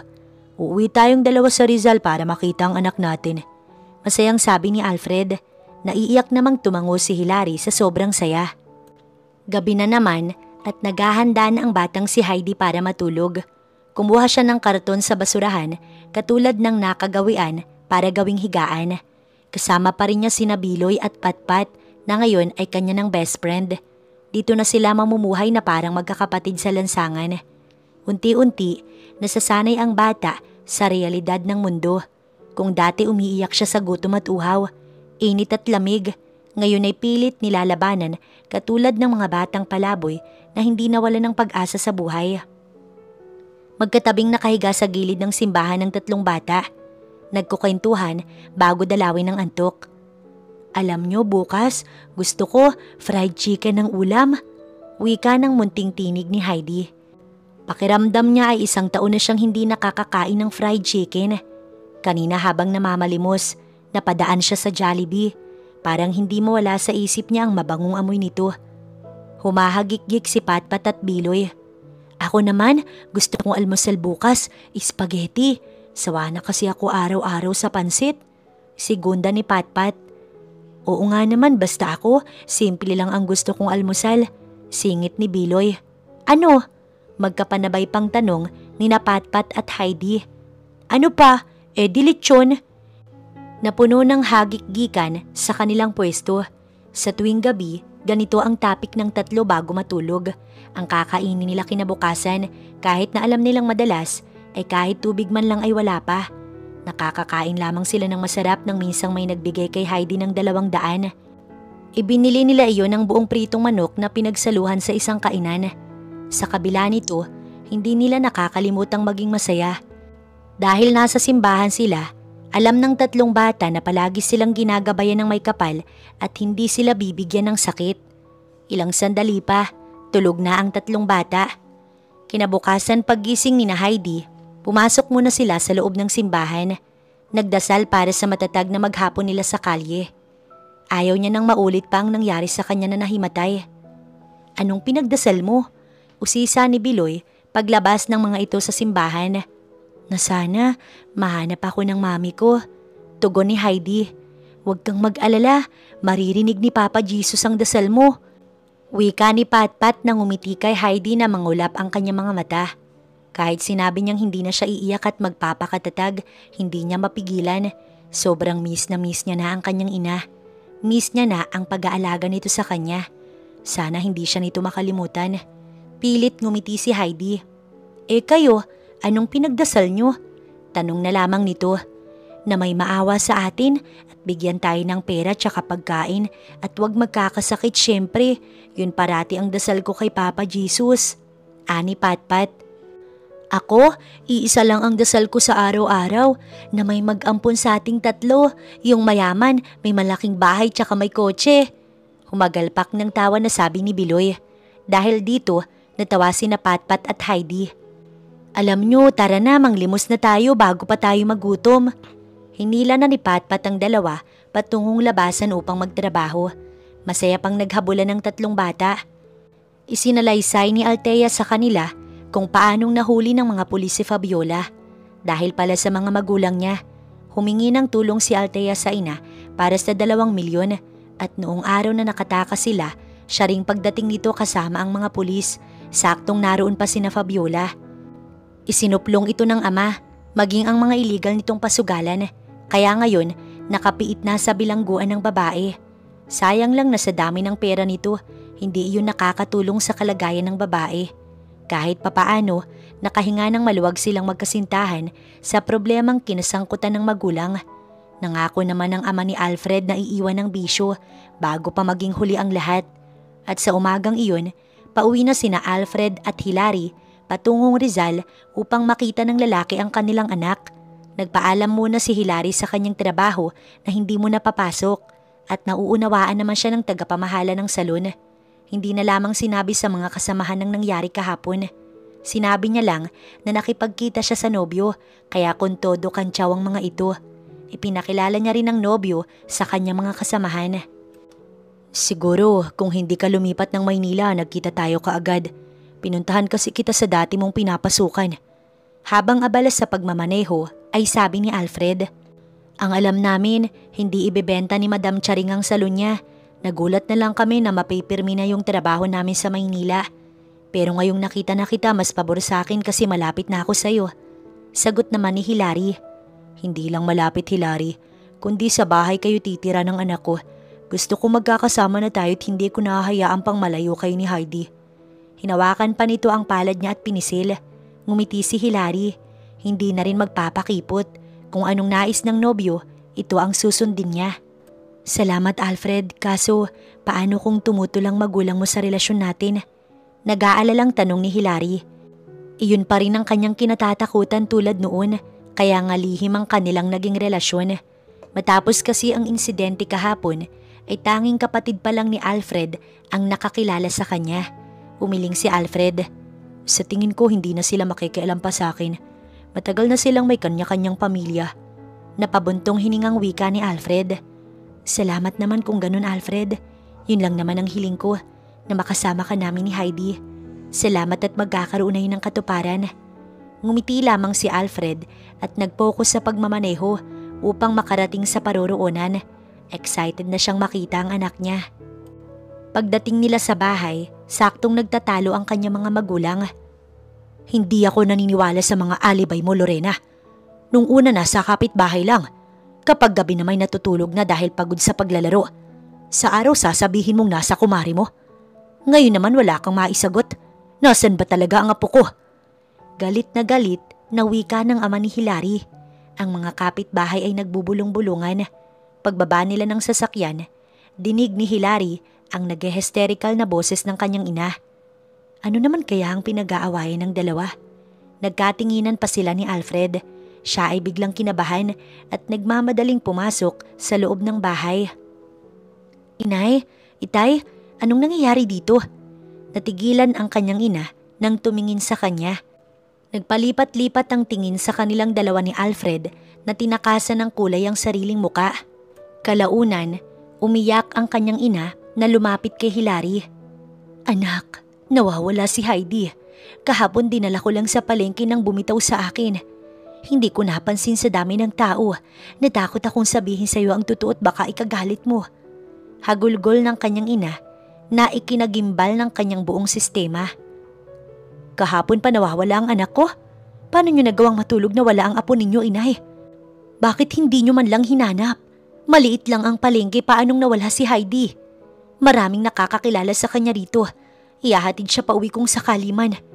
Nag-hysterical na si Hilary at kung ano-ano nang pumasok sa kanyang isipan sa posibleng mangyari sa anak niya sa buong magdamag. Lorena, magsabi ka sa amin ng totoo. Nasaan si Heidi? Kahit ang kanyang amay walang alam, pero hindi umiimik ang ginang.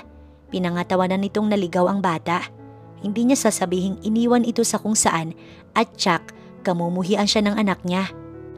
Alfred, ang anak natin, tulungan mo ko. Hagulgol ni Hilary na yumakap sa nobyo. Hahanapin natin siya, huwag kang mag-alala. Hindi tayo titigil hanggat hindi natin nakikita si Heidi. Dahil sa sitwasyong iyon ay hindi na ipakilala pa ni Hilary ang nobyo sa mga magulang.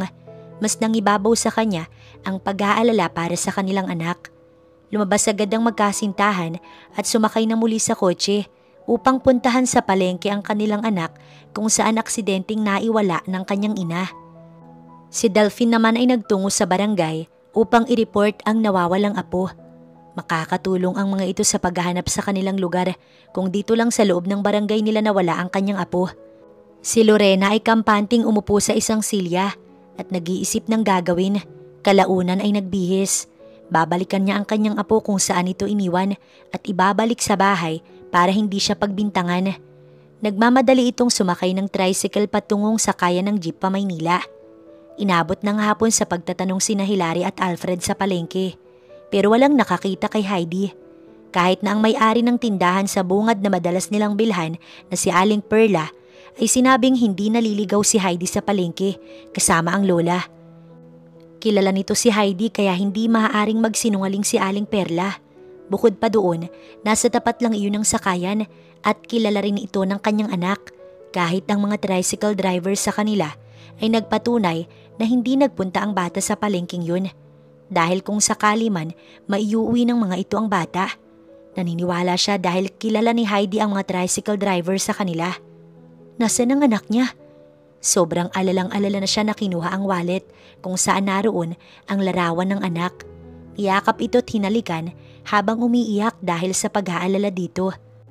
Nang makita ni Alfred ang anak sa larawan, tila isang gunita ang pumasok sa kanyang alaala. Kinuha nito ang larawan ni Heidi at pinakatitigan.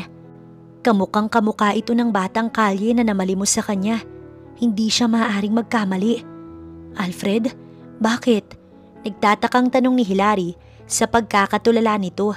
Nagpahid siya ng luha. Suot ba ng anak natin ang kwintas na ibinigay ko sa iyo noon, Hilary? Tanong ni Alfred. Tumango naman ang tinanong.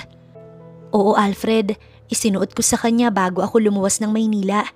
Pagkasabi ni Hilary noon, mabilis siyang isinakay ni Alfred sa kotse at pinaharurot iyon. Bakit, Alfred? Anong nangyayari? Pagtataka ni Hilary. Babalikan natin siya kung saan ko nakita ang anak natin, Hilary. Malakas ang kutob kong siya yun. Tugon naman ni Alfred na itinodo ang bilis ng sasakyan. Saan mo nakita? Naiiyak at hindi makapaniwalang tanong ni Hilary. Sa Maynila, malapit sa St. Jude Church. Napaawang ang labi ni Hilary sa matinding pag-aalala sa anak. Paanong nakarating doon ang anak niya? Malayo yun sa kanila na hindi ito marunong magbiyahe. Samantala, saktong kararating lamang ni Lorena sa tapat ng simbahan kung saan iniwan ang kanyang apo noon. Nagtanong siya sa mga dumaraan kung may nakitang bata. Ngunit ang iba, hindi siya pinansin. Inikot niya ang buong simbahan pero wala ang kanyang apo. Hindi siya pwedeng umuwi hanggat hindi ito kasama. Kailangang malinis niya ang kanyang pangalan sa anak. Tsak na kamumuhian siya nito maging ng kanyang asawa. Hindi niya aamining iniligaw si Heidi. Kapag nakita niya ang bata, tatakutin niya lang ito na wag magsumbong sa magulang. Kaya lalabas na wala siyang ginawang kasalanan. Inabot ng 2 oras nang makaramdam siya ng pagod. Umupo muna siya sa gilid ng simbahan. Doon siya mag-aabang, baka sakaling maligaw ang kanyang apo. Tsak siyang nandito lang yun. Lola, palimos po kahit na kaunting barya. Kalabit ni Patpat sa matandang nakaupo sa gilid ng simbahan. Tinignan ito ng masama ni Lorena. Gusgusing bata, umalis ka nga dyan. Walang ligo, ang baho, umalis ka dyan. Sigaw ni Lorena sa batang babae. Walang imik na tumalikod si Patpat at lumapit kina Heidi at Biloy na nasa kabilang bahagi ng kalsada. Maya-maya, may sasakyang kulay itim na huminto sa tapat niya bago pa man siya nakatawid sa kinaroroonan ng mga kaibigan. Bata, kilala mo ba ang batang ito? Tanong ni Alfred sa batang babae at ipinakita ang larawan ng anak niya. Kinuha naman iyon ni Patpat at tinignan. Nakikilala mo ba siya? Nanlilimos din siya at may suot na kwintas na may pendant na hugis puso kulay pula. Pag-uulit ni Alfred, tsaka patila nagliwanag ang mukha ng batang babae na tumingin sa kanilang dalawa. Opo, ayun po siya. Turo ni Patpat kay Heidi na nasa kabilang bahagi ng kalsada sa di kalayuan sa kanila. Halos madurog ang puso ni Hilary nang matanaw ang anak ni hindi niya ito makilala sa sobrang dungis. Nanlilimahid sa dumi mula mukha hanggang paa. Mabilis siyang bumaba ng sasakyan at tinakbo ang anak upang yakapin. Heidi, anak! Sigaw ni Hilary habang naghahabulan ng mga luha.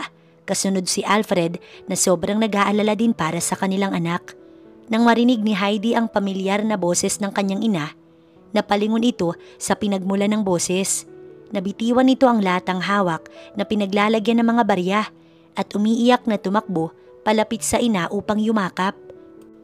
Dininig ng Diyos ang kanyang panalangin na makita siya ng kanyang mami. Mami! Palahaw ng munting tinig matapos yakapin ng anak.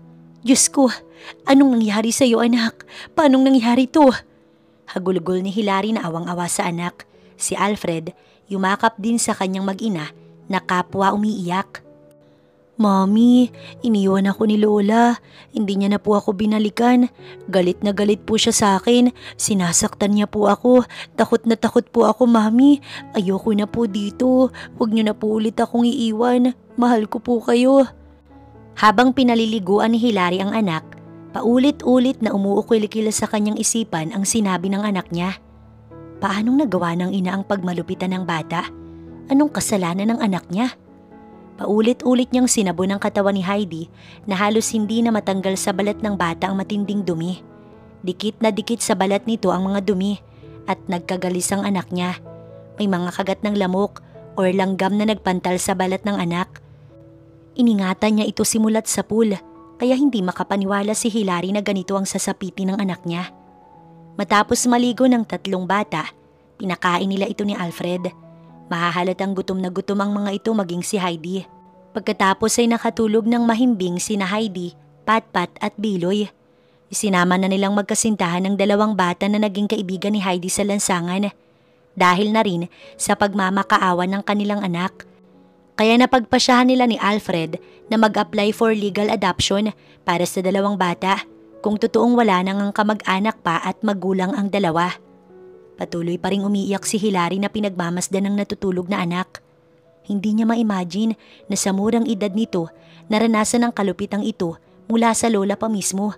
Hindi niya mapapatawad ang kanyang ina. Lumapit si Alfred sa nobyang umiiyak pa rin hanggang ngayon. That's enough, Hilary. Ang mahalaga kasama na natin ang anak natin. Plus may nadagdag pa kaya may 3 na tayong anak. Pagbibiro ni Alfred, napahikbi si Hilary. Naging kampante ako, Alfred. Hindi ko inisip na mangyayari to.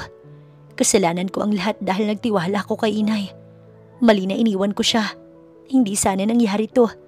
Patuloy na iyak ni Hilary na sising-sisi sa nagawang pag-iwan kay Heidi. Hinaplos ni Alfred ang likod niya. Huwag mo nang isipin pa ang mga nangyari. Kundi ang mahalaga ngayon ay kasama na natin si Heidi. Ligtas siya. Huwag ka nang umiyak, okay? Pangalo ni Alfred at pinahid ang kanyang luha. Yumakap siya sa nobyo at ikinalma ang sarili. Napahinuhod naman siya kaagad ni Alfred at huminto sa pag-iyak. Pero yung matinding galit niya sa ina, hindi nabawasan. Gustong-gusto niya na itong kumprontahin pero hindi pa sa ngayon dahil hindi na sila makakapagbiyahe.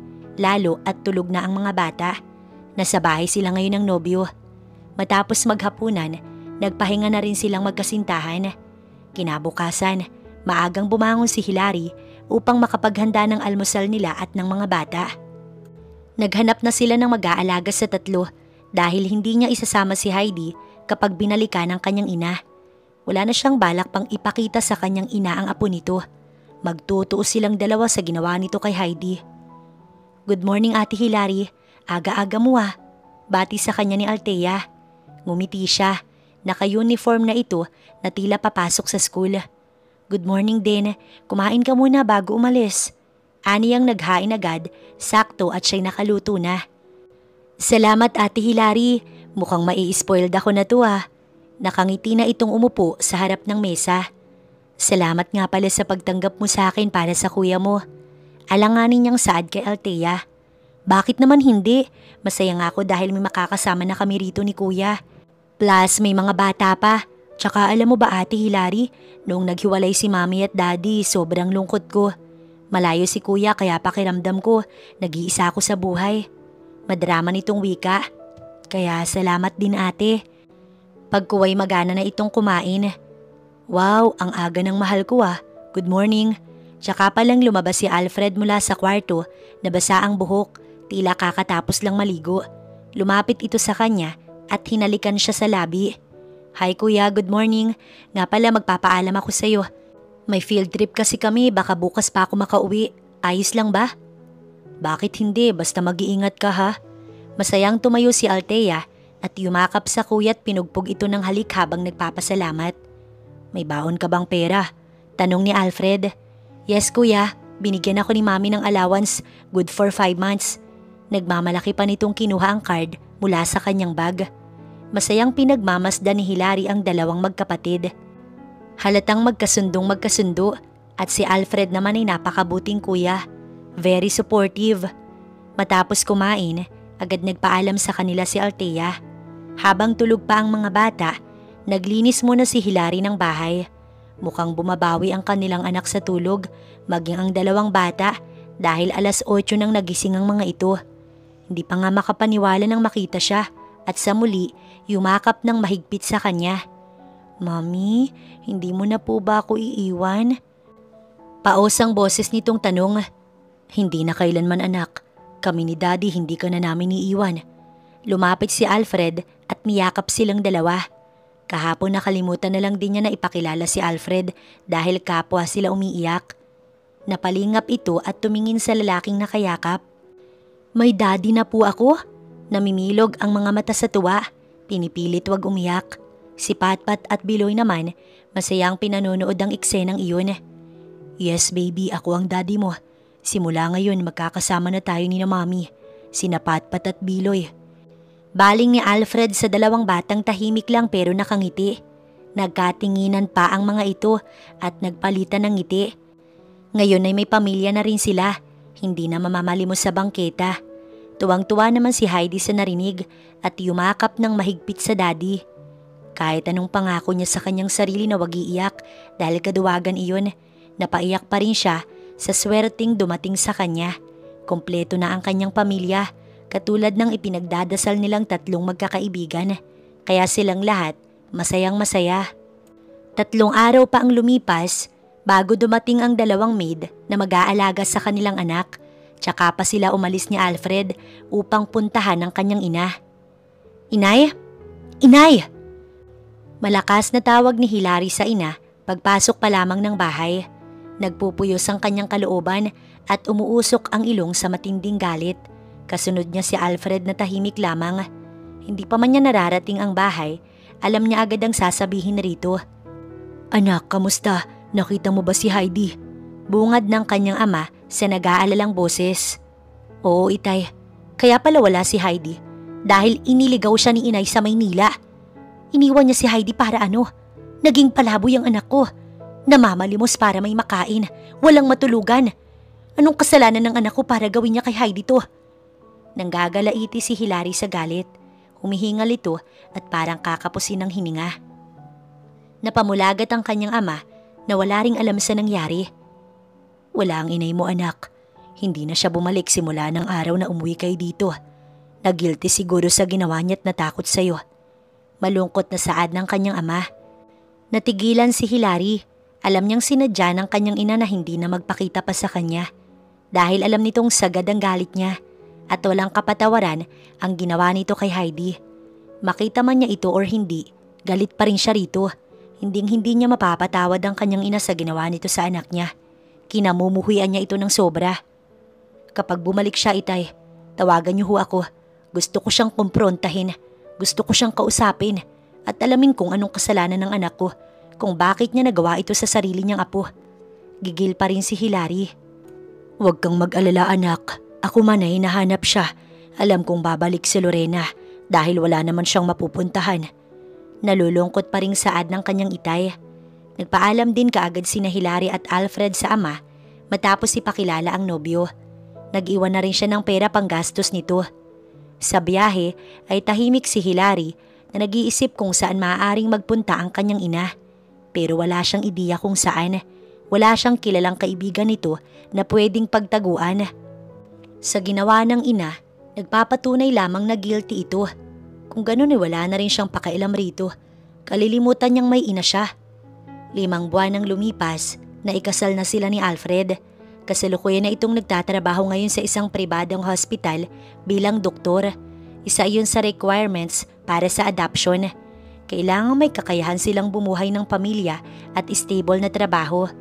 Kaya agad silang nakapagpasa ng requirements sa DSWD Field Office. Dumaan na rin sila sa assignment home study at ang tanging inaantay na lang ng mag-asawang Alfred at Hilary ay ang trial custody of final adoption decree. Umaasa silang maaaprubahan ng adoption kina Biloy at Patpat para mabigyan ng maayos na kinabukasan dahil kung hindi, kukunin sa kanila ng DSWD ang dalawa. At hindi iyon matatanggap ni Heidi. Nasanay na kasi itong kasama ng kanilang anak.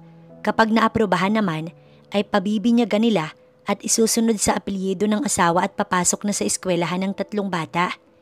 Tungkol naman sa mga magulang ni Alfred, wala siyang naging problema. Dumalo pa nga ang mami nito sa kasal nila ni Alfred at ang daddy naman nito ay nasa Amerika kasama ang bagong pamilya. Balita nila, doon na nga daw ito nagbagong buhay. Mami, Daddy, pwede po ba akong kumuha nito? Tanong ni Heidi sa mga nakahilerang biskwit. Nasa grocery store sila sa araw na iyon kasama ang 3 bata. Nagkatingin na naman sina Alfred at Hilary. Sige na po, Mami, ibibigay lang po namin sa mga batang pulubi sa may simbahan. Nakikiusap ang kanilang anak. Simula nang maibalik sa kanyang anak, napakalaki ng pinagbago nito. Isa na doon ang pagiging maawain sa mga batang kalye. Minsan kapag may nadadaanan sila mga batang pulubi, ay nanghihingi ito ng barya sa kanilang mag-asawa para lang ibigay sa mga street children. Alam kasi ng anak nila na mahalaga sa mga bata ang maliit na halaga. Nginitian niya ito. O sige anak. Yehey! Masayang wika ng bata at dinaklot lahat ng magustuhan nito at inilagay sa cart na tulak-tulak ng asawa. Nakatingin lang sina Patpat at Biloy na gustong tumulong kay Heidi, kaya naman tinanguan niya ang dalawa. Kaligayahan ng mga batang mabigay sa pulubi dahil danas ng mga ito ang gutom. Sa loob ng kotse, naririnig nilang mag-asawa na nagbubulungan ng 3 bata. Pinag-uusapan ng mga ito kung anong nararamdaman ng mga pulubing mabibigyan nila ng libreng pagkain. Nasa backseat ang 3 habang siya nasa passenger seat. Naghahagik-gikan din ng mga ito na tuwang-tuwa. Kahit papaano, nakarecover na rin ang mga katawan ng 3 dahil pumayat ito ng husto lalo na ang kanilang anak. Palibhasa, hindi sanay sa buhay kalye. Pagdating nila sa gilid ng simbahan, tinawag ng 3 bata ang mga nagkalat na pulubi at pinapila. Si Heidi mismo ang namimigay ng mga biskwit sa mga naroon. Sina Patpat at Biloy ang siyang nag-aabot kay Heidi. Habang silang mag-asawa, pinanonood ang kanilang anak na nasa tabi lamang nito. Hindi lang 10 pulubi ang nakapila na mahahalata dahil sa marunuming suot. May mga babaeng bitbit pa ang anak nilang marurungis. Maya-maya, may matandang lumapit kay Heidi. Nakatakip ang mukha nito, nakayuko at nakalahadang nanginginig na kamay. Pwede mo ba akong bigyan ng makakain? Ako'y gutom na. Napatitig si Hilary sa matandang babae dahil tila pamilyar sa kanya ang boses nito. Heto po Lola. Naawa pa ang kanyang anak na inabutan kaagad ito ni Heidi ng 3 biskwit. God bless sa'yo. May ngiti ang boses nito na tila maiiyak. Sandali lang ho. Tawag ni Hilary sa matanda ng akmang tatalikod. Napahinto naman ang matanda sa paglalakad pero hindi nito magawang lumingon. Madali niya itong nilapitan at tinanggal ang nakatakip sa muka para magulat. Kilalang kilala niya ang matandang yun. Walang iba kundi ang kanyang ina. Parang nalusaw ang galit ni Hilary pagkakita sa itsura ng kanyang ina. 5 buwan na halos itong hindi umuwi at nandito lang pala ito't namamalimos. Inay, bulalas niya't napaluha. Anong ginagawa niyo inay? Bakit kayo nandito? Naghahabulan ng mga luha ni Hilary habang basag ang kanyang boses. Malungkot siya nitong tinitigan. Isipin mo na lang na hindi tayo magkakilala. Ang laki ng kasalanan ko sa iyo kaya dapat akong magdusa. Pagkasabi nito, muli nitong tinakpan ang muka at nagpatuloy sa paglalakad. Siguro nga'y galit siya sa ina, pero bakit hindi niya kayang makitang ito'y nahihirapan? Hinabol niya ang ginang at niyakap. Inay, huwag niyong gawin sa akin to. Hindi ko kayang makita kayong ganyan at nanlilimos para lang makakain. Ganun ba ako kasamang anak para parusahan niyo ng ganito? Lahat ginagawa ko para sa pamilya natin. Hagulgol ni Hilary habang yakap ang ina. Dama niyang nanginig din ang balikat nito, tanda ng pag-iyak. Huwag mo kong kaawaan anak. Huli ko nang napagtanto ang pagkakamaling nagawa ko sa apo ko, kaya bagay lang sa akin na mangyari ito. Hindi ko siya dapat iniwan noon. Wala akong kwentang ina Hilary. Wala akong kwentang lola. Nauwi sa hagulgol ang pag-iyak ng matanda. Gusto ko pong malaman kung anong dahilan inay. Sabihin niyo po sa akin. Giit ni Hilary. Tsaka lang ito humarap sa kanya at isinalaysay ang punot dulo ng lahat. Nalulong ito sa sugal at walang ibang nais kundi humingi ng pera sa kanya.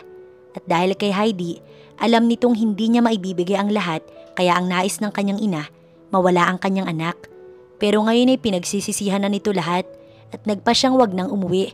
Kaya heto sa loob ng 5 buwan, nagtiis ito sa gutom at namamalimos para mabuhay sa kalye. Sa gilid ng simbahan din ito natutulog na tanging karton lamang ang sapin. Sa puntong yun, hindi pa rin nagawang kamuhian ng sobra ni Hilary ang kanyang ina. Marami din siyang pagkukulang at hindi naging perpektong anak. Pero wala siyang ibang hangad kundi mapabuti ang kanyang mga magulang.